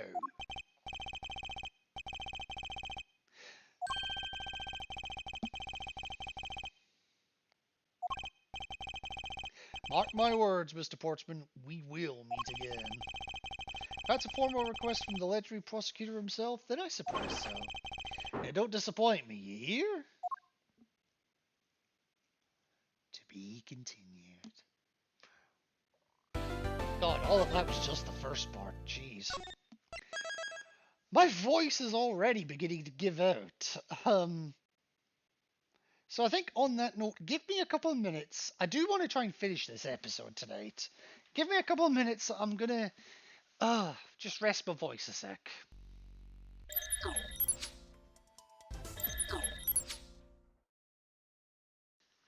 Alrighty, we are back, folks. Time to investigate the hallway. Alright, 4:18 AM. Prosecutor building, 12th floor hallway. And quite a messy one, given the fact that there's a fucking basketball here for some reason. Can't believe he really was. It was unbelievable. I don't know why I made him sound like Mickey Mouse. Ho ho!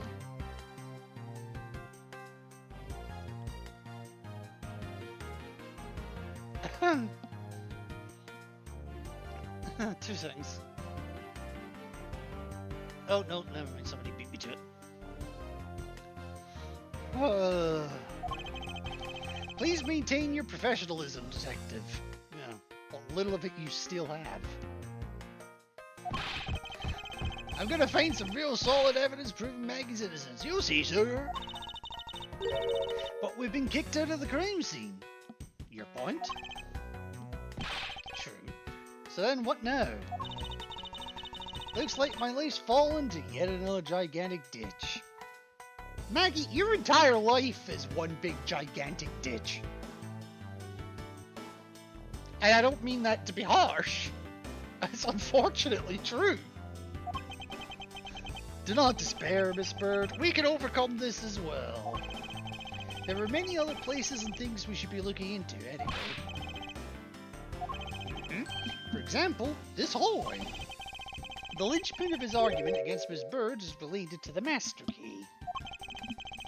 In that case, the hallway is the perfect place to look for more information regarding the mystery surrounding my door. So, yep, time to have a wee look around. I could always talk to Maggie. I was wondering if I may speak with you for a bit concerning the case. I've always been a big fan of the courtroom, but this is like a dream! A dream where I'm being cross-examined by the Miles Edgeworth! I swear to God, she's so excited you could always see her nipples sticking out. I can't let this chance pass me by. I must remember to ask her about the master key. I should jog her memory by showing my notes to her with triangle. Alright, well tell me a bit. Give me some storyline stuff first. We'll start with the victim. Have you met the victim? I've seen him a couple of times before when I had to go to Mr. Portsman's office. Mr. Faith was always playing basketball with Mr. Portsman, sir.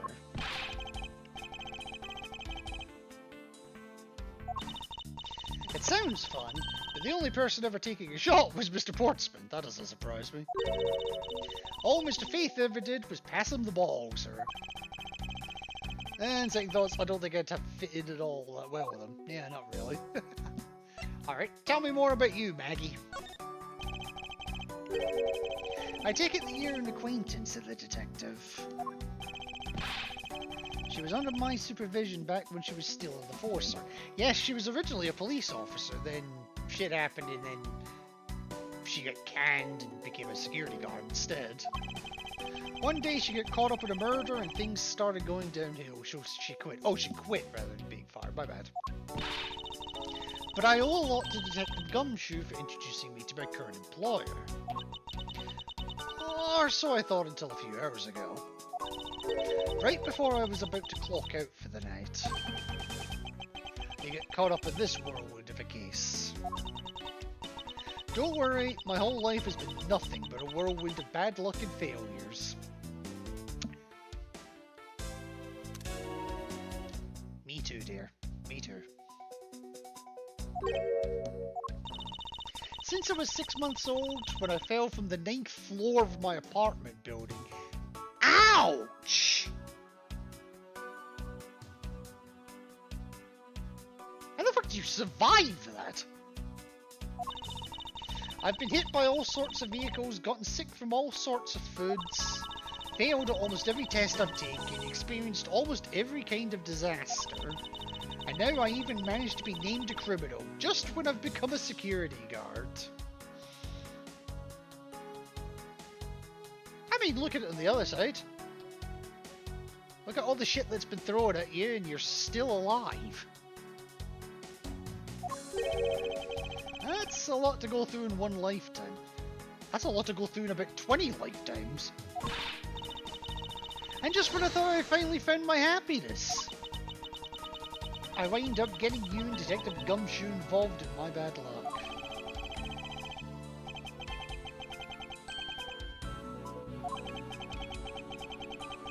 Yeah, wait, that's fine.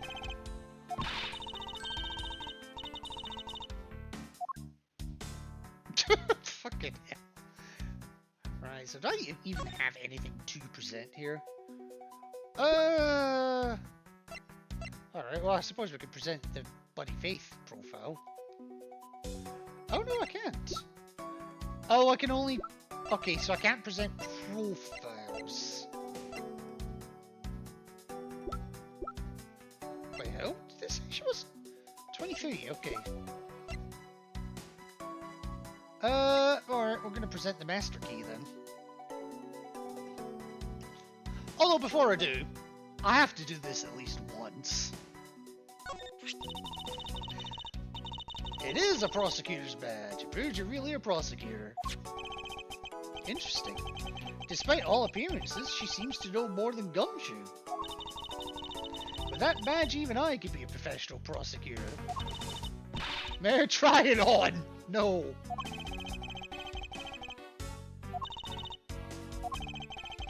On second thought, they're actually on the same level. And you wonder why they get along so well.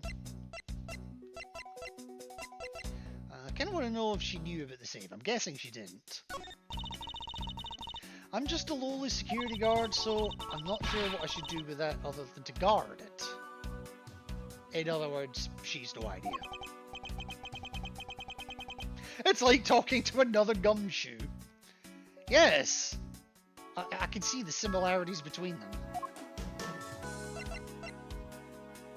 Alright, tell me about the master key. When did you discover it was missing? By the time I realised it, I think it was around 1 AM. And I noticed it was back around 2:30. It was just sitting there on the ledge where the security room's reception window is. But I'm sure that between those two times, it was not just gone, but stolen.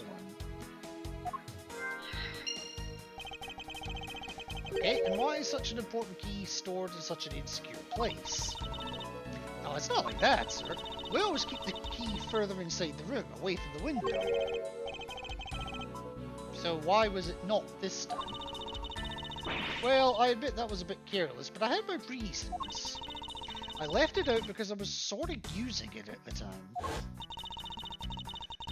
It was after I'd used it that I left it sitting out on the ledge.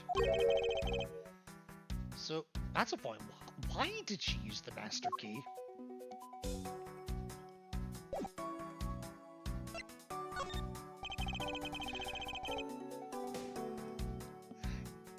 If it's not canon that Edgeworth dies a virgin, it should be. I don't think he's going to die a virgin. Ugh, not if Wendy Oldbag has her way. That woman would drive fucking anyone to virginity. How are you doing tonight, Midgard? Oh, I had to use it to open the door for this prosecutor who had forgotten his key.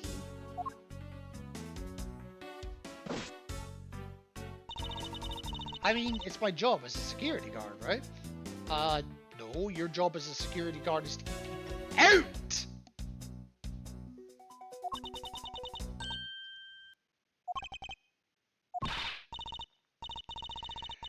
The prosecutor who forgot his key, it was Mr. Portsman, sir.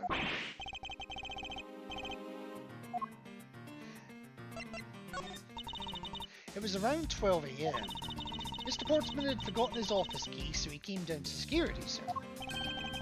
And that's when you loaned the master key to him. No. It's against regulations to loan the master key out to anyone.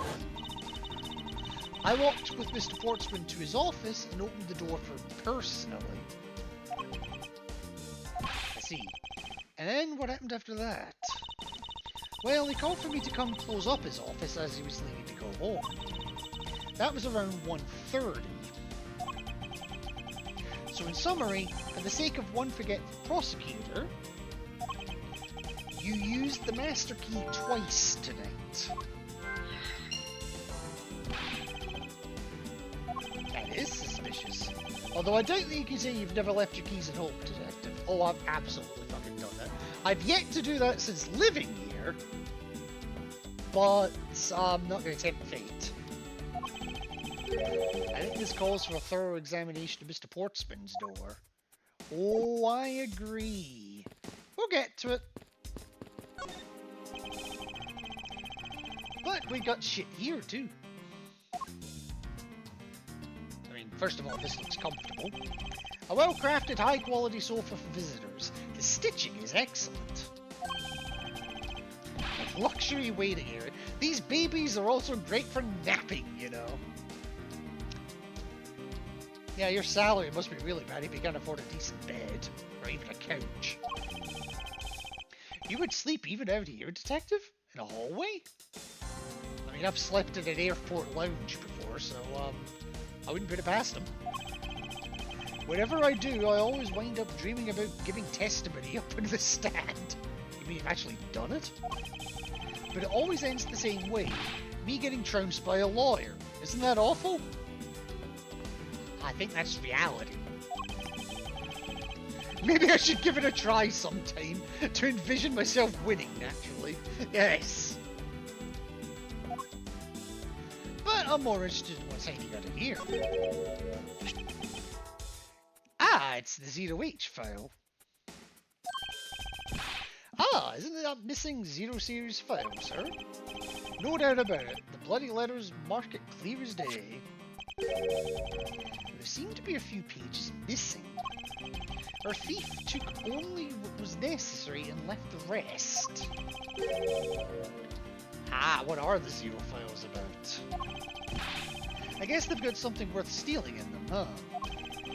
Not particularly. It's just a collection of court case files.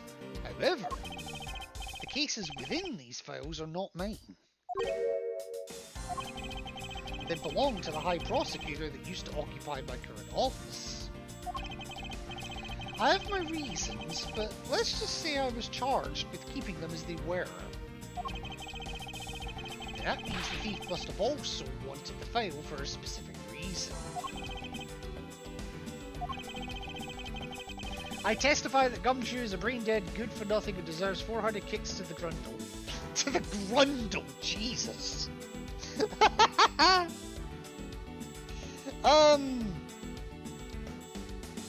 I can't even shout objection because there's nothing to object to. Only the pages related to that case from 10 years ago are missing. I don't wonder why anyone would care about such an old case. Why, indeed. We'll come back to it. Damn, look at him run.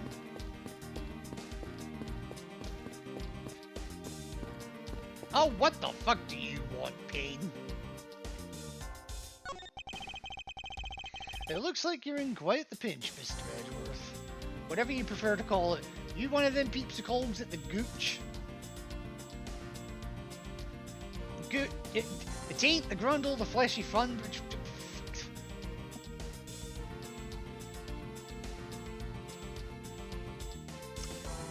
Having fun, Midgard? I prefer to call it the Winston. Because this guy fucking looks like one. To be sure, a murder within the walls of the prosecutor's office is no trifling matter. We must find, apprehend, and punish the killer accordingly. Post haste! Sounds like a messy case you got in your hands. If you ever feel lost or need some advice, my door is always open. Oh, gracious, I will keep your offer in mind. Who is this guy again? That would be Winston Payne. Asshole. Alright. Everything alright? Yes, sir. If you must know, I weighed myself this morning and I'm finally at 154 pounds. Where did that come from? Congratulations, but I was asking about this hallway in this room. Oh, everything's okay, sir. I want to advise. Stay focused or you may start to lose even more weight. Cheeky bastard. What's a basketball doing here? Well, probably the same thing a basketball hoop is doing here. That's Mr. Portsman's prized possession, sir. I heard he also plays soccer, dodgeball, and even tennis. Well, tennis was a bit of a giveaway. And not a single one of those sports is suitable to be played in a hallway. Yeah, well. Do you see a sign that says no ball games?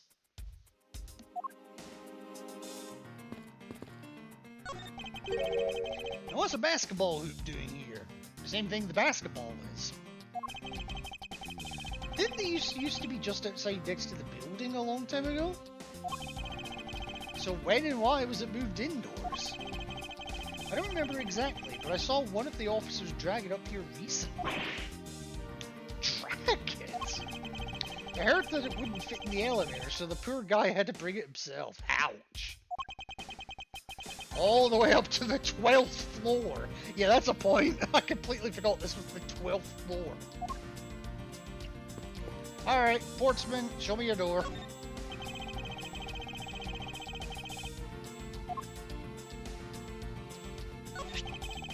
So, Mr. Portsman's personal basketball hoop. I can't believe he put something like this in the hallway of a prosecutor's office. But, you know, it's actually pretty useful, sir. I haven't gotten lost trying to get to your office since it's been here. How long have I had the same office and yet you still managed to get lost? That's a point, yeah.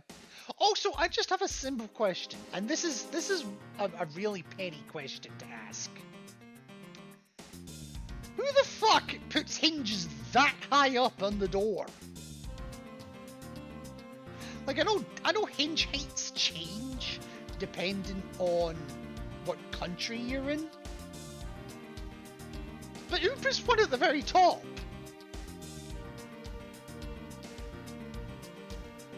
Ugh, whatever. Anyway. The door's locked tight. Bet the old credit card trick wouldn't work here. This is the office of a high prosecutor and detective. These doors would be pretty ineffective if the average cat burglar could get through them. Yeah, unless said cat burglar has a master key. So I guess only a great cat burglar can get in. That must be who our culprit is. We haven't even come across her yet. Might I advise you to return that conclusion to whatever pawn shop you bought it from? Alright, what am I looking for here then? Is it just the door itself? Room 1203. I take it this is Mr. Portsman's office. Can't mistake it because of the basketball hoop. Fair enough. Oh, that reminds me. Mr. Portsman had actually wanted room 1202 really badly. But since you were already occupying it, Mr. Edgeworth, we've put him next doors. Why did he want 1202? I'm not sure, but I bet it's because of something like his birthday is December 2nd. Shut the fuck up.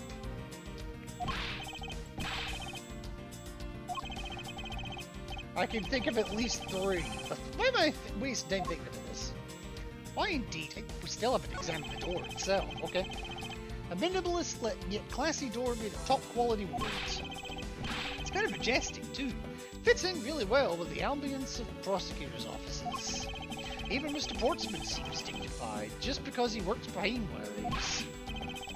Nonsense. A man doesn't become more or less dignified because of where he works. He becomes more or less dignified based on his fashion sense. And how tight your cravat is. Well, he still seems more dignified than Mr. Payne. Oof, not wrong. I suppose custodial work can also be dignified.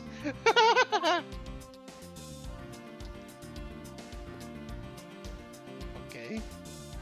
Is there literally nothing else for me to do here? Alright. Well, this guy is Winston Payne, so... Okay. Is there anything else to do, or... We can't be in here, because...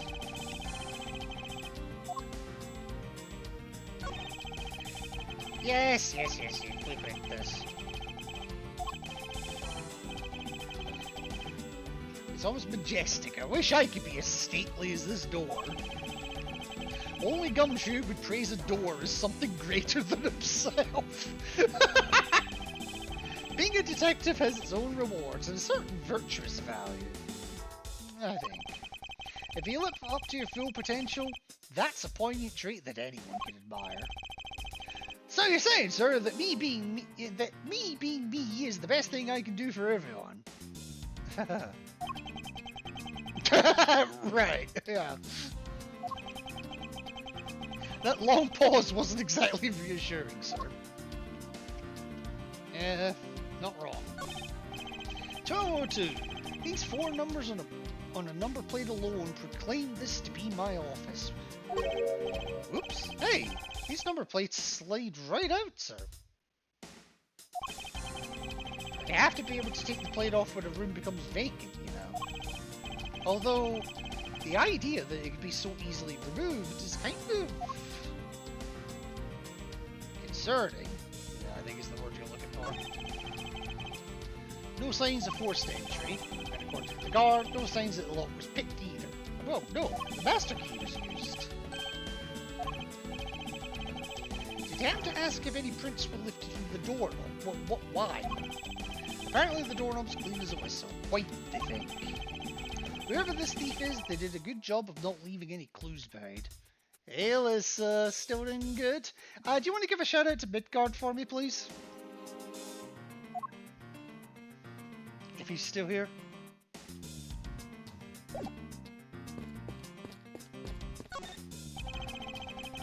Alright, let me just make sure that this is in here. Okay, apparently it did.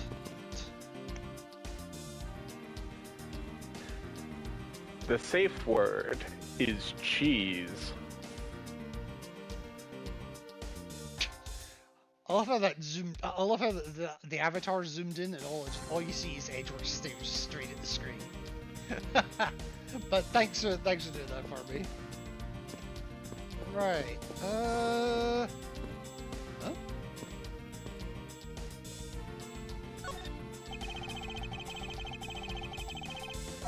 Did I miss something here?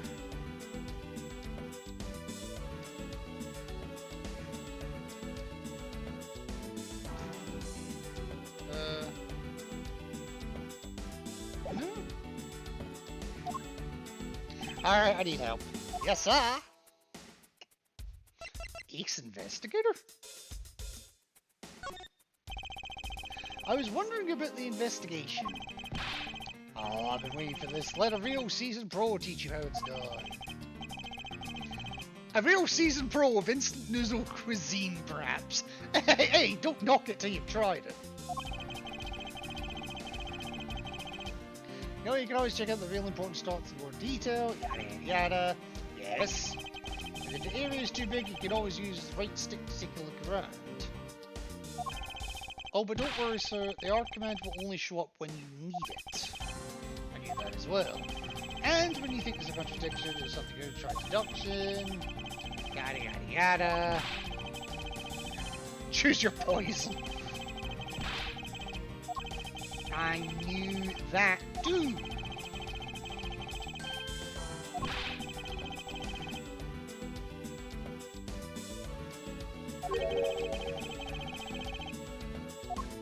Alright. Never right then. Wait, so hang on. So was there something more here then? Yeah, because this one's coming up with a... See, this one's coming up with the icon as if I haven't searched it. Oh. Oh. I bet the thief's not under here. No shit. Isn't enough space for anyone to hide under here anyway. I mean, if someone can contort themselves to fit, I'd be really impressed. Sounds to me like somebody's already tried at least once before. Fair enough. Okay, now everything's checked off. Right, so I must have bits of logic to do here. So the culprit rearranged the first twice, once before, once after the murder. Why? It's the really confusing. Alright, so the master key was stolen, and the master key was also used. So the key went missing approximately 1 AM until 2:30 AM. But at 1:30 AM, the key was unlocked, so it only went missing between 12 and 1.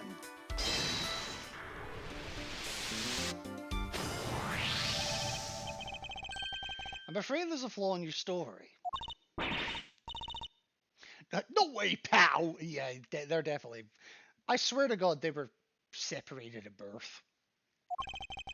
You said that you locked up Mr. Portsman's office at around 1:30 AM, correct? However, the master key had already been stolen at that time. Yeah? I totally forgot all that, but thanks to you I remember. Yep. It was around that very time that I realised the master key was missing. And? Well, I'm a security guard, sir. I couldn't just admit to losing the master key, could I? So I pretended to lock up his room, sir. You pretended? Yeah, I used my house key and made it look like I was locking up, sir. So the door was always open. So in actuality, you never did relock the door then? Well, I thought that maybe I could go lock it after I found the key. Come to think of it, I guess the door still hasn't been locked properly. Okay. So the master key's still missing.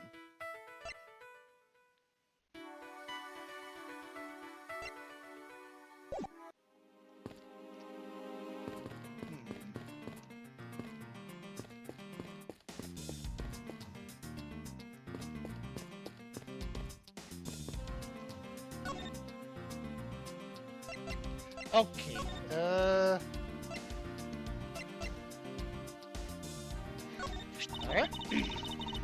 I've had to open Mr. Portsman's office up for him a number of times before.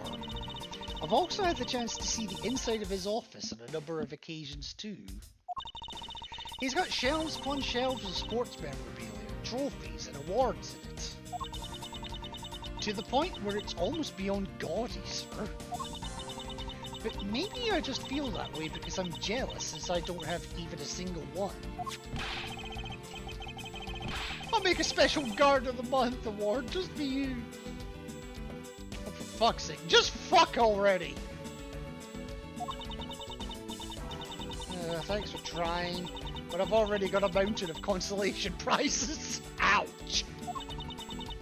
They're proof of just how unbelievably unlucky my life has been.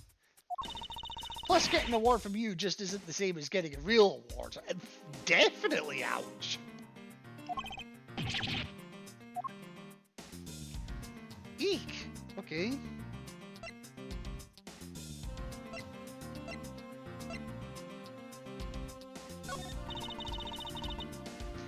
don't know anything about that, that's fine. Oops, I didn't need to do that one.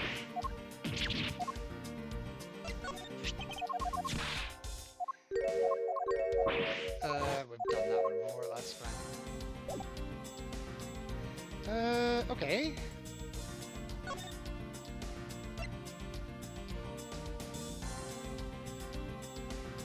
We know the body was around at 12:05, okay. Not caring about that. Not caring about the revolver. Not caring about the safe.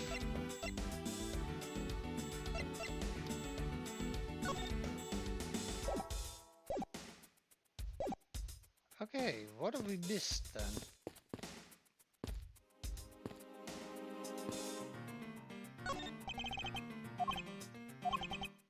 Okay, I don't care about you.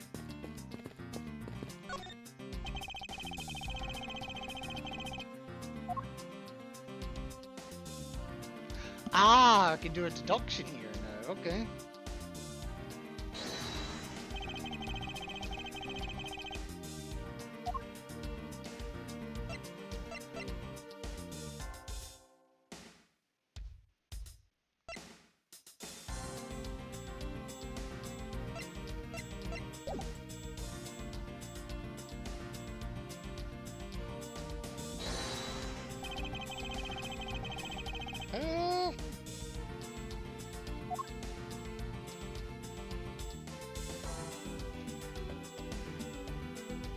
Why is this a deduction? Are you dancing, Alyssa? I think she is. I think she is dancing.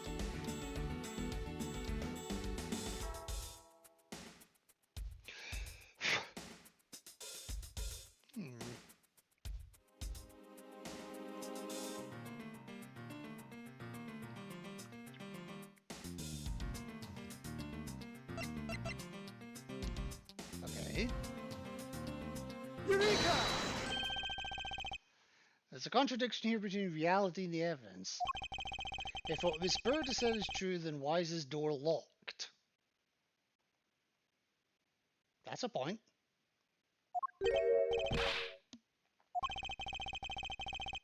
Are you sure you didn't relock this door?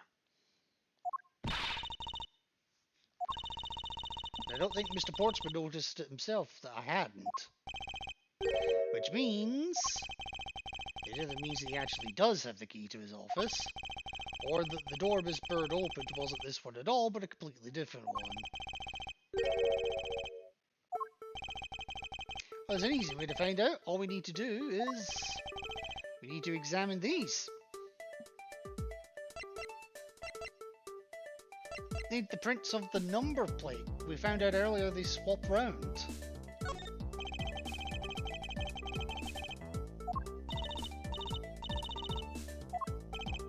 Or not.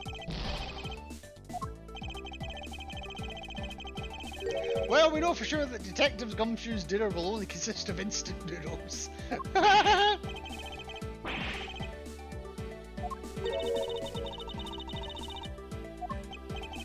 Yeah, it was a joke, a total joke.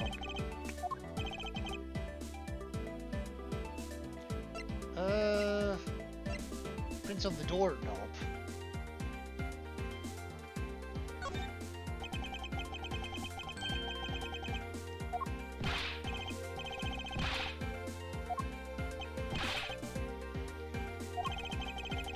Oh, see, no need for such a belligerent nostril flaring. Yeah, no kidding. Found only Mr. Portsmouth's and Mr. Faith's prints on it. Okay. So only two people's prints were found on this, huh? That's pretty decisive. Yeah. Maggie's prints are not on it.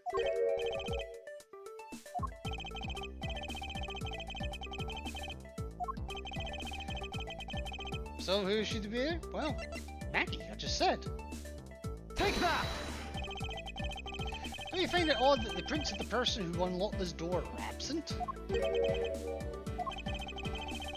Yes, the door that Miss Bird opened could not have been this one, but a different one.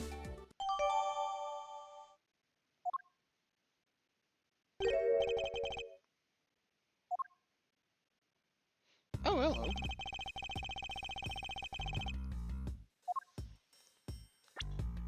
Oh, now I've got the up and down thing. Yes, this basketball's property of Mr. Portman. He's always ready for a match, if that I believe. Basketball, soccer, dodgeball, tennis, doesn't matter what sport it is, he's game. I bet clay pigeon shooting. Although, I think it'd be a little hard to play tennis with this ball, just slightly.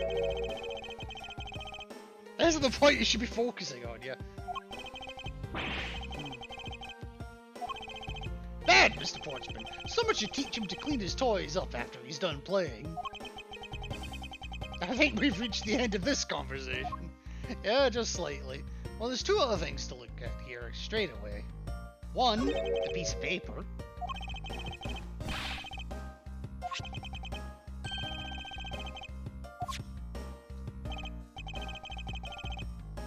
I brought the 3 pieces of evidence by, just like we talked about on the phone. But it looks like you're out. Guess I'll catch up to you later, buddy.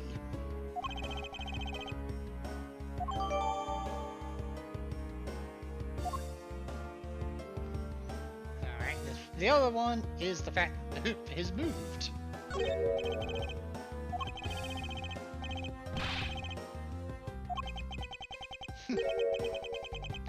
I just found the position of this hoop to be a little off.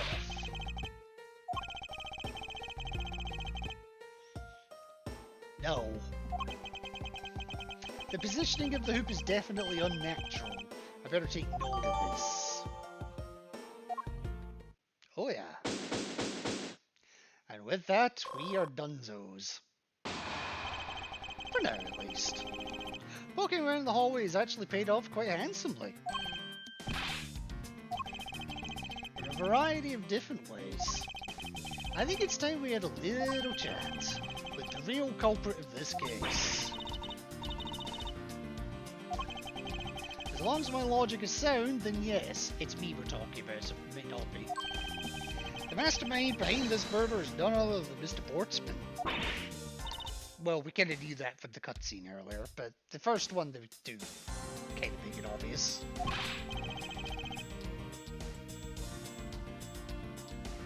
Dude, you're more likely to have spider senses than logic senses.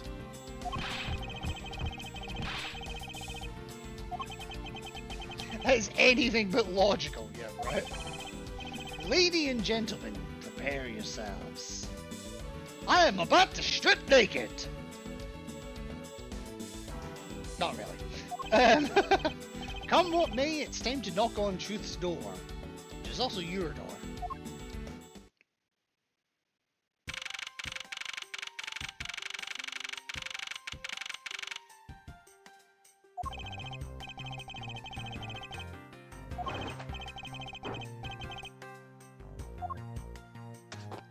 What a catch!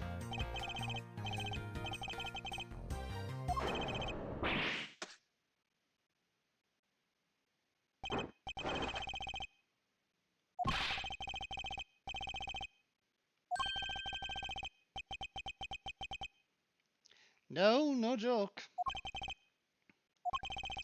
We know, Mr. Jacques Sportsman, that you are the guilty party in this case. You must be pretty upset getting chased out of your own room. I'd be mad too. So I guess you can stay, if you promise to stay out of our way. Not happening. You intend to hide your crime under the guise of a prosecutor doing his job. I can see right through the unsightly paper-thin mask you wear upon your cowl. Who'd have ever thought it would come to this? Actually, come to think of it, your mentor was Manfred von Karma, right? Yeah. We learn all about Manfred von Karma in the main games. He himself is actually a murderer. He actually murdered Edgeworth's father. But that's another story for another time. That comes up more in the next game. A legendary prosecutor who never lost a single case for 40 long years. But there was always this incessant chatter about forged evidence for that guy. Really teaches me that I've got to stay on the lookout for false accusations, you know? The only thing you should be using that mouth of yours for now is explaining yourself. Although that too will only dig your hole deeper. Either way, your game is up.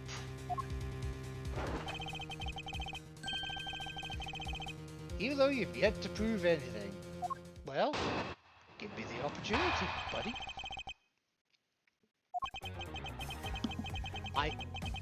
I have... Well, okay, they updated this music. I have no idea what sort of harebrained idea you have in mind, but there's a mountain of evidence that points away from me being the culprit. Besides, how, may I ask, do you propose I unlocked your door and got in here? Look, I feel bad doing this to you, but I've got work to do, so we're done here.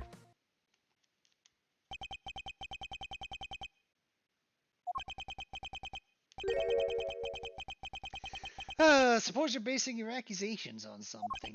You're damn right I am.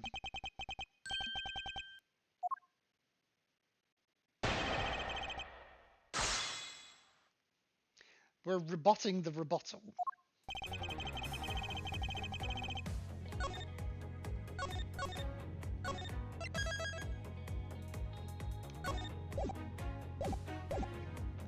Alright. Mountain of evidence that points away from me being the culprit. How, may I ask, do you propose I unlocked your door and got in here? How, you say? Well, with the master key, of course. Objection!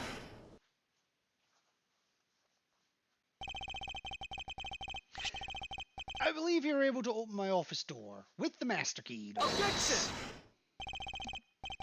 Wait, hold on a sec. I never laid a finger in that key, as you already know. Precisely. You were able to open my door without lifting a single finger.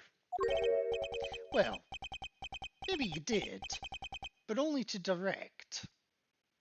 kind of not unlike what you're doing right now.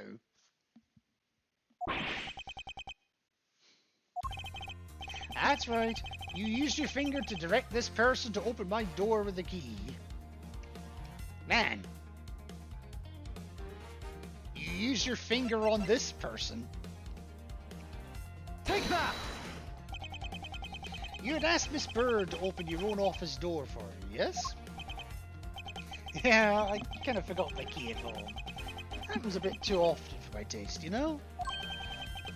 But the room you had Miss Bird open at that time was not your own, was it?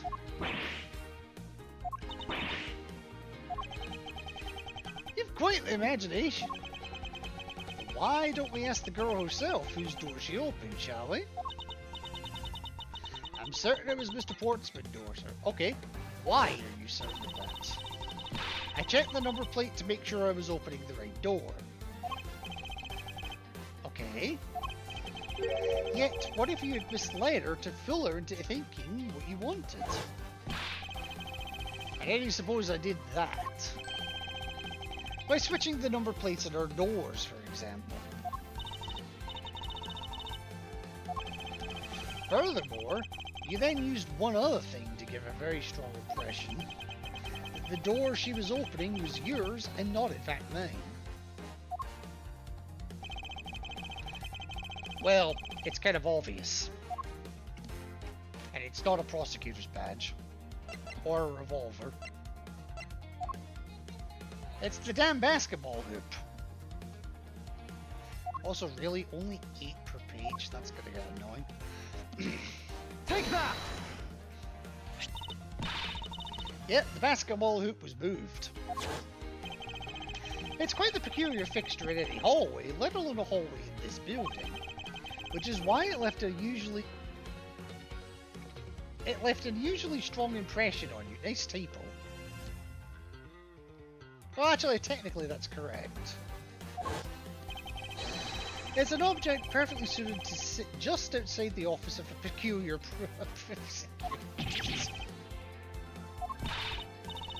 That's very true, sir, because there was a basketball hoop sitting there. I thought the door I was opening had to be Mr. Portsman's. There are signs that the hoop has been moved. To sit in front of my office, to be sure. I see. So that's how you throw suspicion on people. Thanks for the tip. But I think your conjecture is a little off the racetrack. Alright, we're still going. Now you're just spouting nonsense. I had the girl open my office door.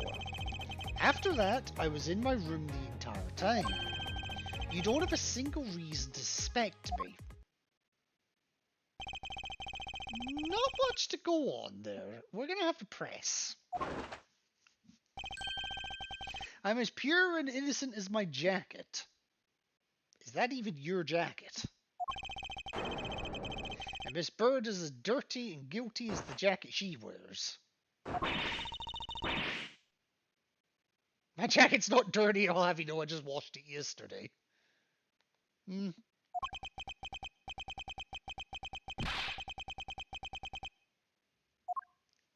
Right. So we're gonna have to dig some more information out of him here. Alright, that's not gonna net me anything, I don't think. I had the girl open my office door, and you're sure it's okay? Let's go. Hold it. This one. Using the master key, of course. Sure, you have a problem with that? That is what the master key is for, right? Perhaps we should place it in an elaborate labyrinth of some sort for people like you, right? Okay, so that wasn't the right thing to press, but no penalty. You don't get penalties for pressing, usually. There are circumstances where you can, though, so yeah. They usually warn you before that happens. After that, I was in my room the entire time. Doing what? Hold it! I was doing my usual training regimen. Were you going through your law books from start to finish? Mainly batting practice and some weights. Oh, and a jog when I get the chance. You must be the buffest prosecutor we have. Yeah. With the weakest legal muscles, yeah. I was doing my usual workout, so you don't have a single reason to suspect me.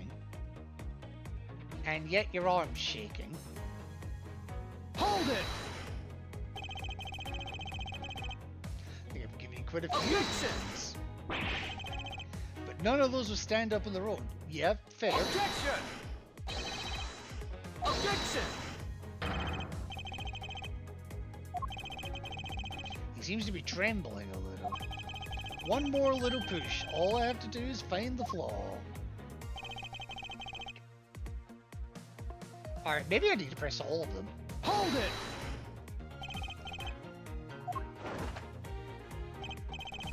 Because I'm telling the truth. Are you, though?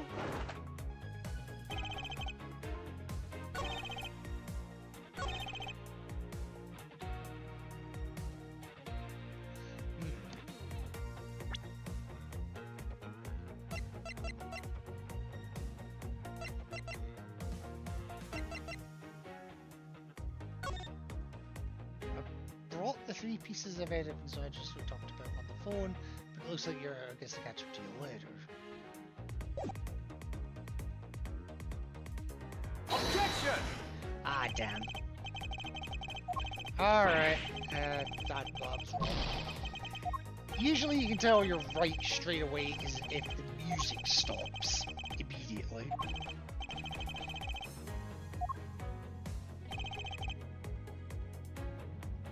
Maybe I need to push, now that I've pushed all the other ones, maybe I need to push this again. Hold it!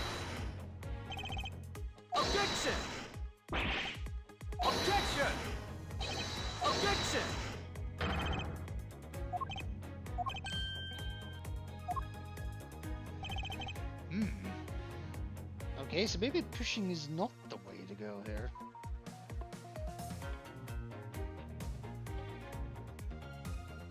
Oh gosh.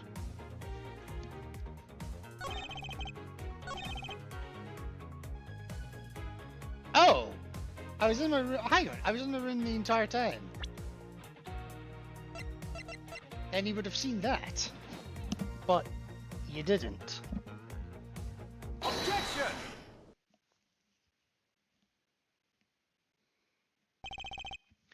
That was a lie. I've just got Tiger Woods stuck in my head now. And that was a fucking lie. How was that a lie? This is a note that the victim left for you, Mr. Portsman. It was left under your door. Or did you not notice? And right here it says, but you're out. You were not in your room when the victim came to call on you. So then, where were you and what were you doing? Shall I explain it in full detail for you? You were busy snooping around in my room, the very room you had Miss Bird open for you. Objection! You have no evidence that I made the girl open your door for me. Ah, but I do. This is proof positive that you had Miss Bird open the door for you. Oh, excuse me. Oh.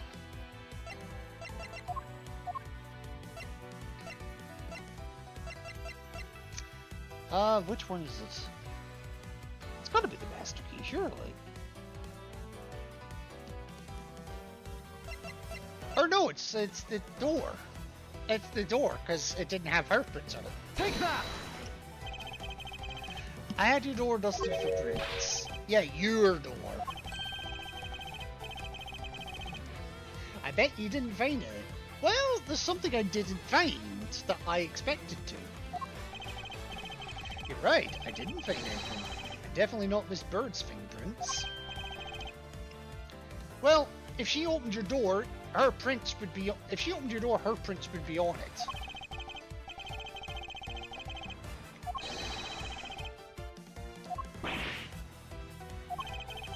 Further, all of the prints on my office door's knob have been wiped clean off. I can only assume it's because Miss Bird's fingerprints were on it. Don't you think it's time you gave up your charade? We know you stole into my office with the intent of stealing something from me. And Detective Faith found you out. Possibly because he heard sounds coming from a room whose occupant was on leave. Mr. Portsman, you killed Mr. Faith to silence him. And I had the misfortune to return when I did. You had to threaten me as you escaped. As I said, when you had the gun to my back, no one gets away with committing murder in my office.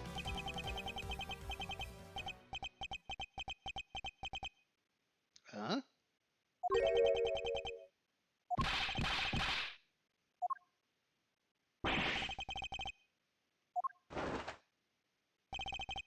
Well, that look of stiff seriousness in the face of this officer's finest prosecutor, as he makes a huge mistake in accusing me, is simply too much to bear.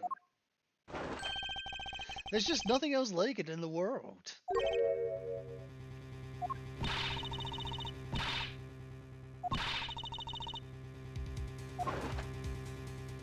Yeah, time to push hard.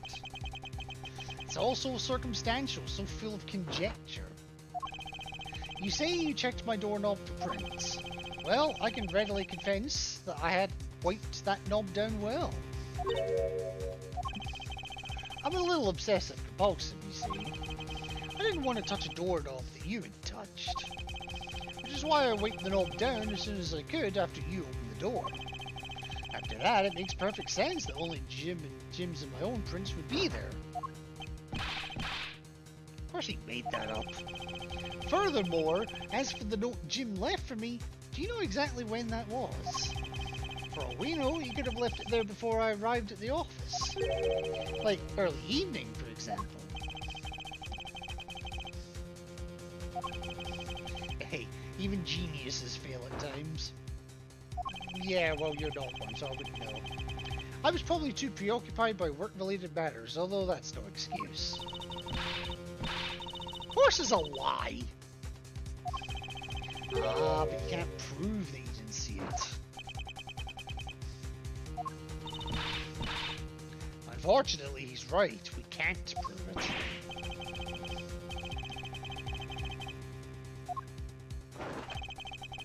Besides, I have an airtight alibi.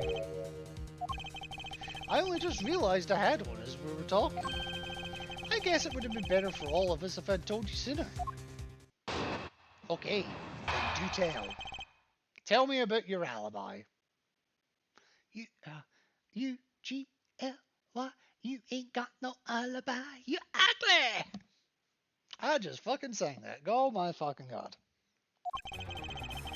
If memory serves, you came back to this office at around 2 AM, correct? And it was then that you had that unfortunate confrontation at gunpoint with the culprit. But at exactly that time, I was down in criminal affairs. Ask around. I'm sure the other detectives will corroborate my story. It's the perfect alibi.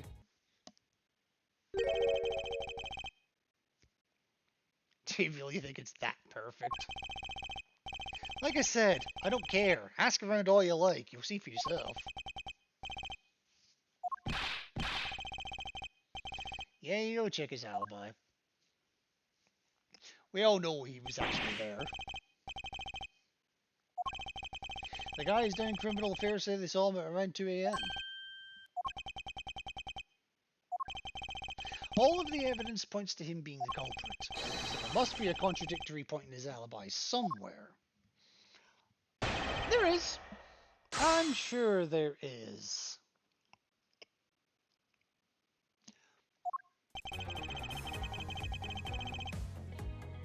I just need to have a think where it is.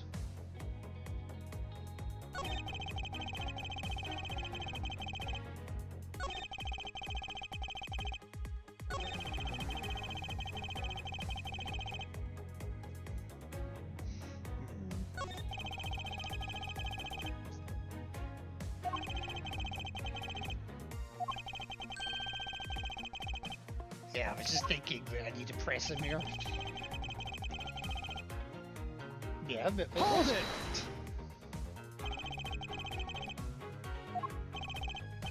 Are you sure? It's really important to me that you're spot on with the time. I remember checking my watch then, make no mistake, it was 2. Ooh, giving testimony like a bro, so you came back to your office at 2. Yeah? And it was then that you had that unfortunate confrontation at gunpoint with the culprit. Hold it! Okay. It is as you say,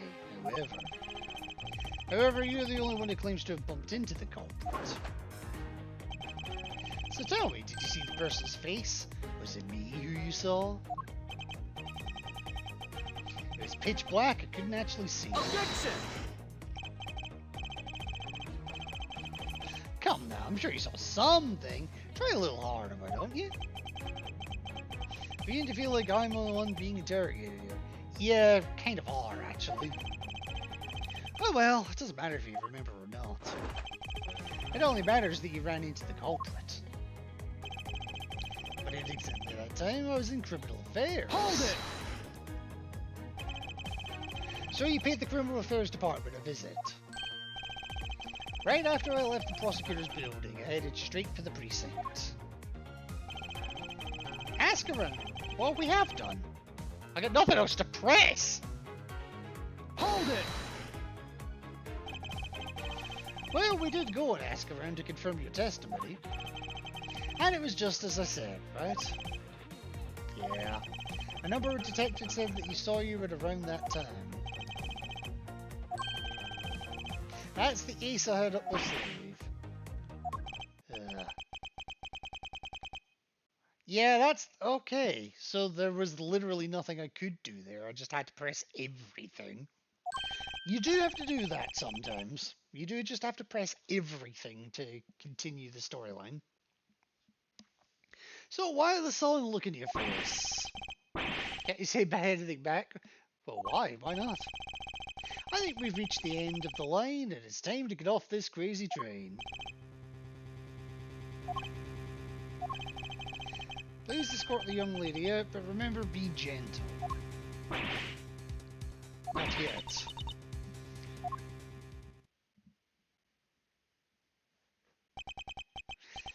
Is there nothing I can do?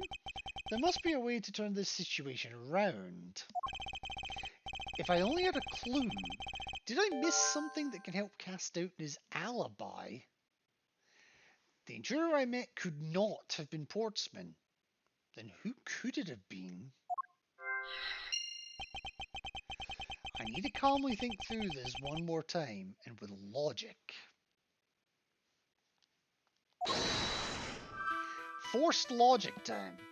So files were in disarray, which were arranged twice, once before and once after the murder.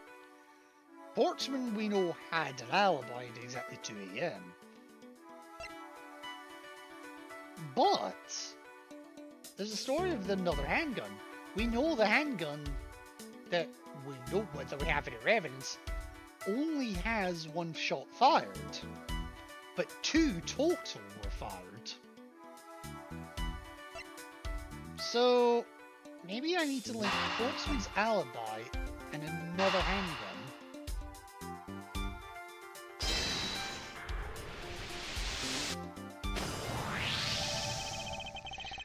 There were 2 bullets left at the scene of the crime. One that robbed Mr. Faith of his life, and one that nearly robbed me of my jacket. However, the murder weapon only shows signs of being fired once, meaning that it is entirely possible that a second gun was used in my office tonight. But, seeing as how the killer had to steal Mr. Faith's gun, I doubt the killer had another gun up their sleeve.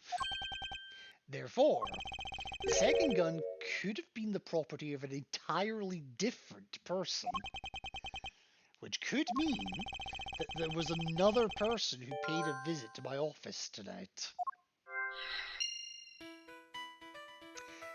And it was that second person who went to the safe and went looking for the files.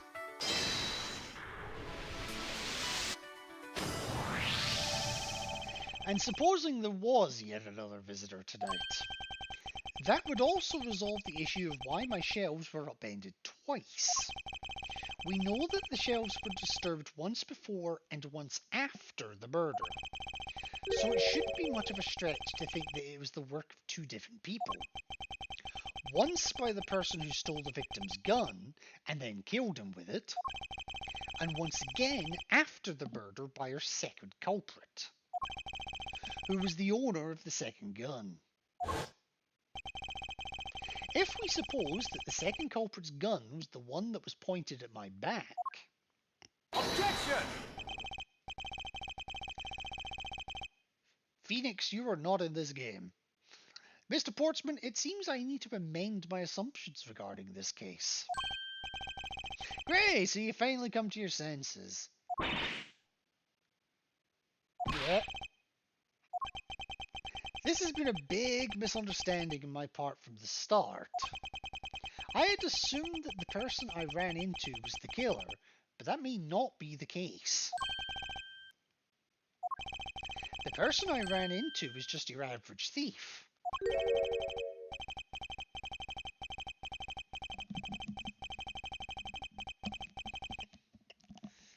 Not necessarily, no. It simply means that the killer was someone else. And it means that in actuality, 2 culprits stole into my office tonight. It explains both why my shelves were disturbed twice and how there were 2 guns. Mr. Portsman tricked Miss Bird and gained entry into my office. Objection! Now you're just leading the argument. You still don't have any actual proof. I'm not finished. If you could please go along with my hypothetical scenario for now. In the end, if you really are innocent, you should have nothing to worry about. Now then, returning to my scenario. Mr. Portsman was out to steal something from me, which is why he checked my secret safe and ransacked my shelves. This is the first time. So then, this would be when the files were put back in the wrong order, right? Correct. And then, just when he was about to look somewhere else, who should walk in but his own partner, Mr. Faith? But why did Mr. Faith come into your room, sir? He probably had business with Mr. Portsman, which is why he was in the area. But that's when he noticed sounds coming from my office, would be my guess. So you were supposed to be away at the time, yes. And he must have thought it was odd, so he came into this office to check it out. Correct. And as a detective, that was the right thing to do. But when he came in, he found his own partner standing there. Because it was Mr. Portsman. Mr. Faith probably let his guard down. But Mr. Portsman was not so merciful as to let him leave alive. He waited for a chance and stole Mr. Faith's gun from him. And then he killed him. He silenced Mr. Faith for catching him in the act of stealing.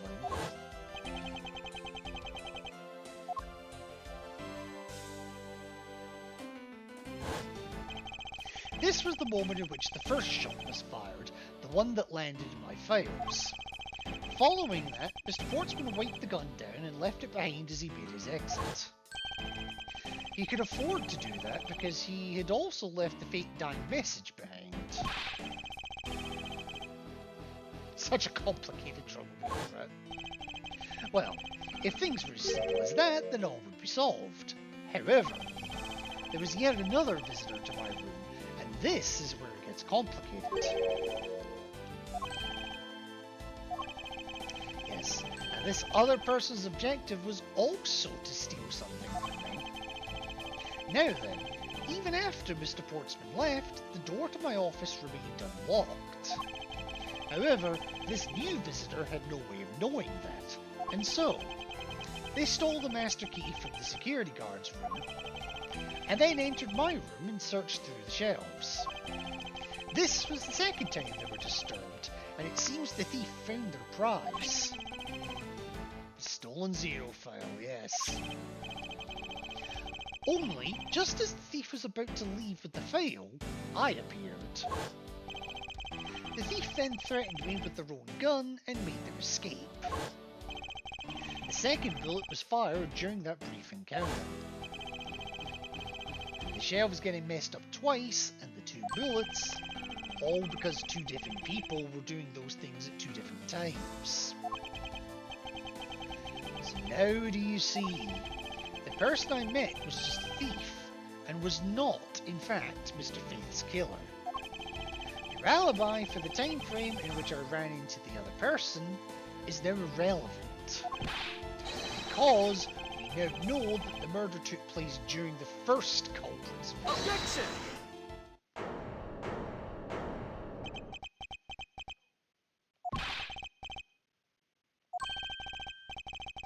Absolutely splendid. Your scenario explains everything. But you know, it still doesn't change the fact that it's all circumstantial. He does have a point. Supposing if, and that's a big if, your theory is right, it would indeed render my alibi, which has withstood scrutiny, mind you, irrelevant. But there's still one defining point of your argument for which you have no evidence. Your supposition was that I was the first visitor.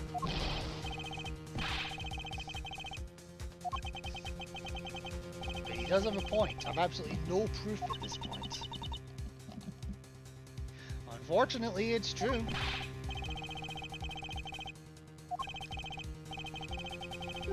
You know something? I find your attitude to be somewhat peculiar, Mr. Edgeworth. If the person you met really was just a plain old thief, then why is that person not your main suspect? That is, if your theory is correct. Yeah, we're not done. Oh wow, we're really going nuts with the music now. That thief you ran into should be your real suspect, wouldn't you say? We should be out there looking for that thief right now. It might still be nearby. I hate to repeat myself, but as I've already said, I was training in my room.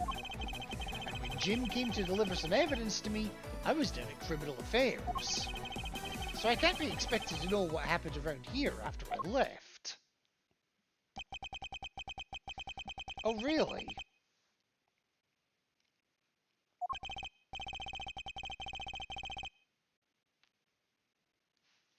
Now isn't the time to be having these dead-end discussions. I don't think it's all dead-end. I find your alibi to be fascinating. Let's continue where we left off, shall we? I know he's lying. I know he was here at the scene of the crime. I just have to find a way to prove it. Okay, let's try and prove it. Let me have a wee think here.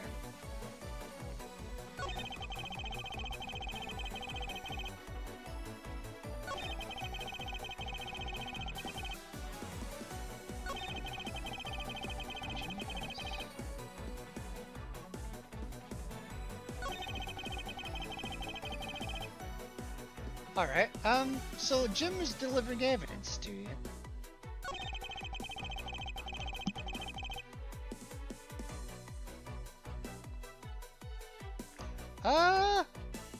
I need information.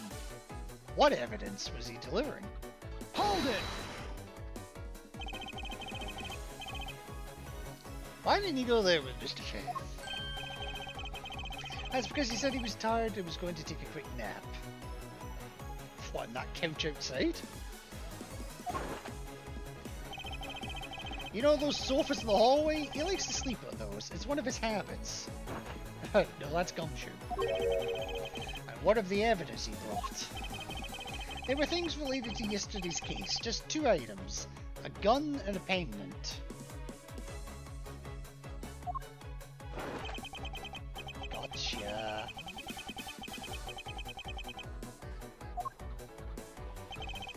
He brought me 2 items, a gun and a pendant that are related to yesterday's case. But the note specifically says 3 pieces of evidence. So what's the 3rd piece? I love this music. Objection! Yeah. I believe the proper phrase here is, you fail. You fail as a prosecutor, Mr. Portsman, as you intend to keep evidence hidden from me.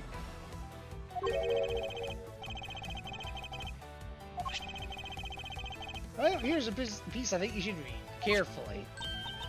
3 pieces! And this is the victim's real dying message to you, Mr. Portsman.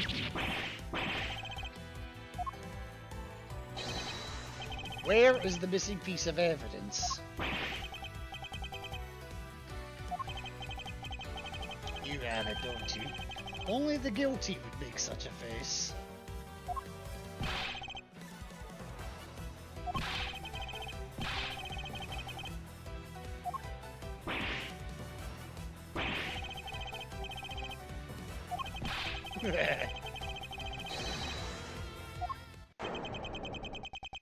We got him.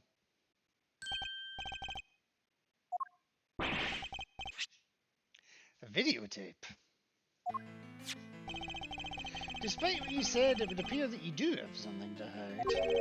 But why would he hide something like that? There's only one reason why anyone would hide evidence of this caliber. Because it would unequivocally point to the person himself as the real killer.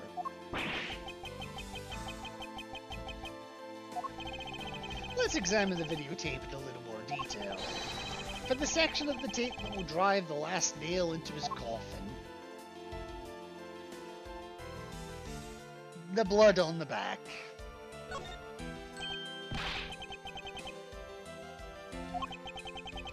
And I believe this is what the good prosecutor was trying to hide from us. This blood is still fresh. Who remembers VCRs, by the way? It might be Detective Faith's blood. It probably is. No amount of denial can save you. We have but to run a blood test to find the truth. You told us that you had received evidence from the victim earlier. Now you will tell us when and how did the victim's blood find its way onto this video. Was it at the moment of his death? Did Detective Faith have this videotape on his personage when you killed him?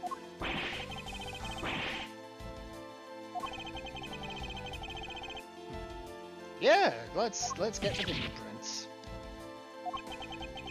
If I had to take a guess, I'd say that the only ones on here would belong to the murderers you and Mr. Faith.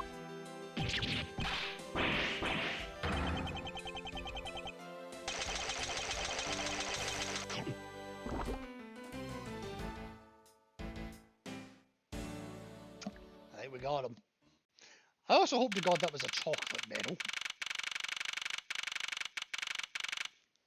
So, 5:47 a.m. Mr. Portsman's been placed under arrest for the murder of Detective Buddy Faith. And the results we got back from the lab techs on the tape turned out to be real solid. The blood work came back and it was definitely Mr. Faith's blood on there. And as a bonus, they were also able to lift a few of Mr. Faith's fingerprints as well.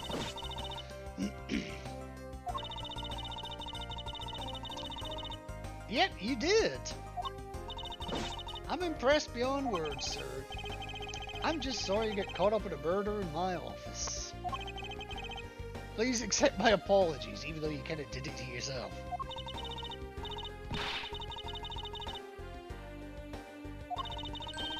I consider myself lucky that it was only a burglary and a murder this time.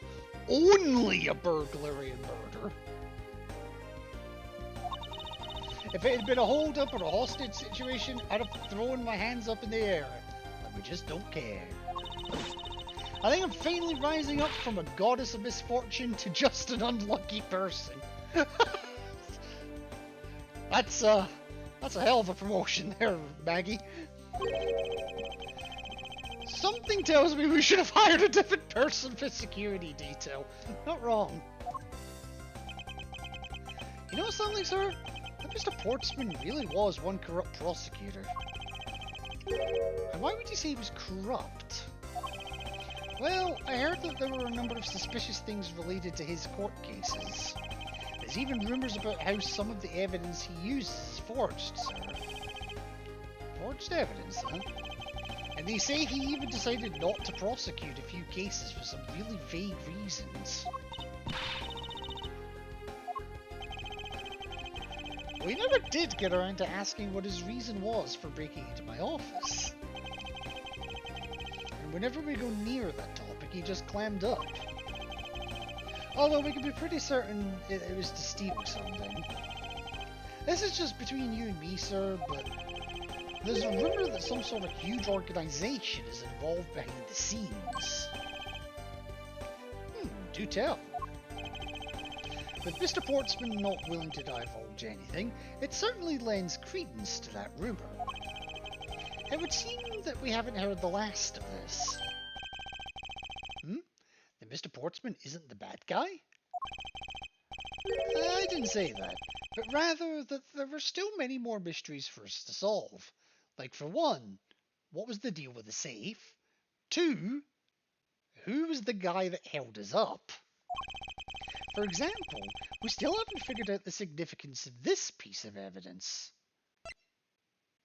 That would be the file. I think.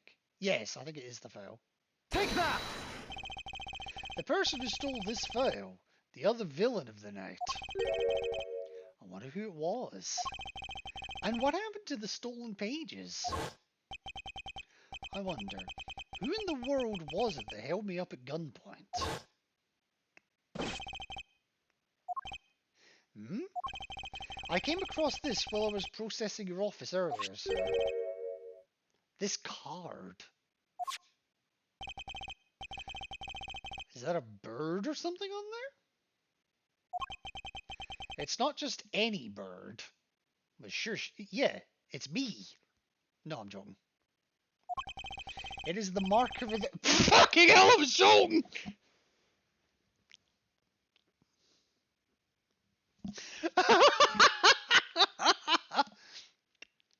Alyssa, can you send me a card of this caliber? I need a card of this caliber in my life. It is the mark of the raven. A fucking hell. A three-legged raven. I completely forgot. I know what this thing is called, and I think they're about to mention it. But I forgot what this thing represented. Even you should know what this is, detective. The Great Thief everyone's talking about. Yes. It is the mark of the Great Thief Yaragaratsu. Who or what is Yaragaratsu? You're gonna find out. Under the mark of a legendary bird, the Yaragaratsu is noble to the end, a modern Robin Hood. And I feel slightly complimented that people are saying that the raven has 3 legs. That middle one ain't a leg, ladies. Labeled mysterious and phantom-like, the Yaragaratsu appears and vanishes at will. Though we don't know much about this thief's ultimate goal, we do know the targets. The Yaragaratsu likes to find and make public evidence of corrupt dealings of all sorts. The theft is always performed in silence, and always with perfection. Once a target is chosen, no dramatic calling card or announcement is sent forth. Instead, the chosen corporation is infiltrated without even the target noticing. Some days later, the evidence that was found is sent out to the mass media, along with this single card. Although it's been a while since the Yaragaratsu's last appearance, and something's written on the back of this one. It's the location of where the thief put the stolen files. So the person who stole the contents of the file was the Yaragaratsu? Yaragaratsu, organization. Quite a few key words are propping up in this mystery. The murder in my office. The return of the great thief Yaragaratsu. Looking back, I can't say I didn't see these events coming, for they were heralded by the incidents that began to occur 2 days ago.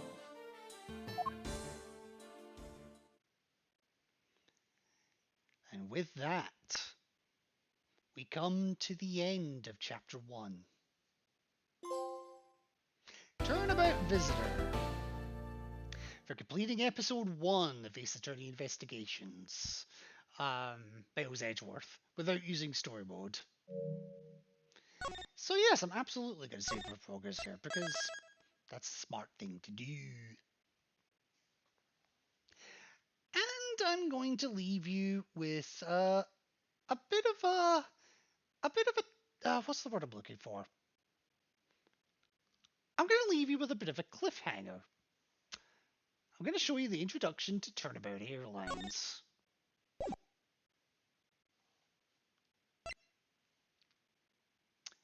I'm not actually going to complete it, I'm just going to show the introduction cutscene. And then we're going to bring this one to a close.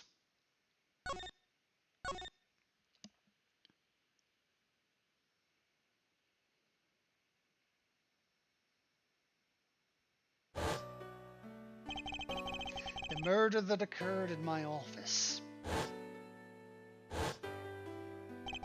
The return of the great thief Yaragratsu. Thinking back, everything began on that fateful day, 2 days ago.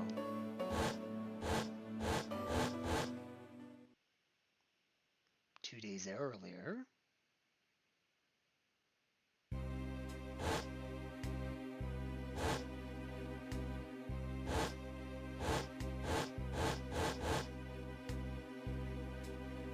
go you!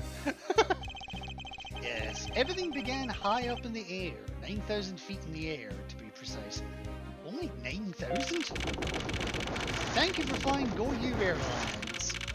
We are currently experiencing some slight turbulence.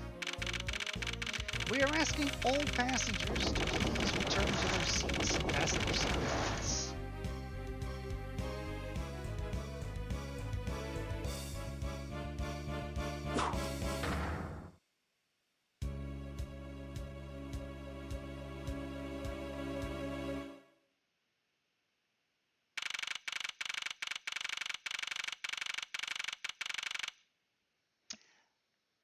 And that's as much as I'm showing at the moment.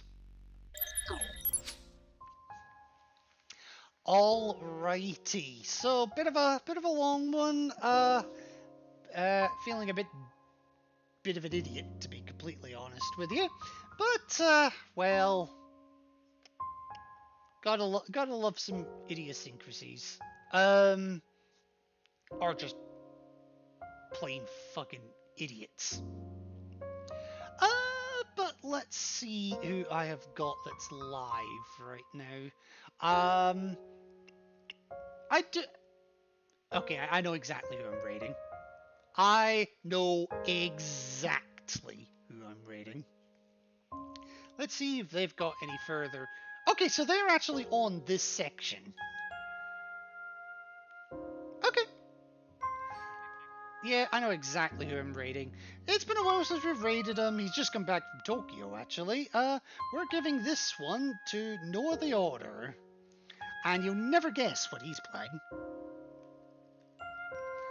He's actually on the same chapter that we have just previewed there. So I will... 2? There's more... My viewer list says a lot more than 2. Don't tell me it's not updating. I hate it when it does that. Alrighty. In any case, I'll get you on sent over to Noah. Maybe you'll get a little minor spoiler, a little update on what's coming up in the next chapter. When the next chapter will be, I haven't yet decided. I may do an impromptu stream of the weekend. I may wait until Monday. But, well, I'm having fun with it. So, I'll get you on over to Noah just now. And, yeah, remember folks, don't play basketball in the halls. It might lead to your death. Take care, folks.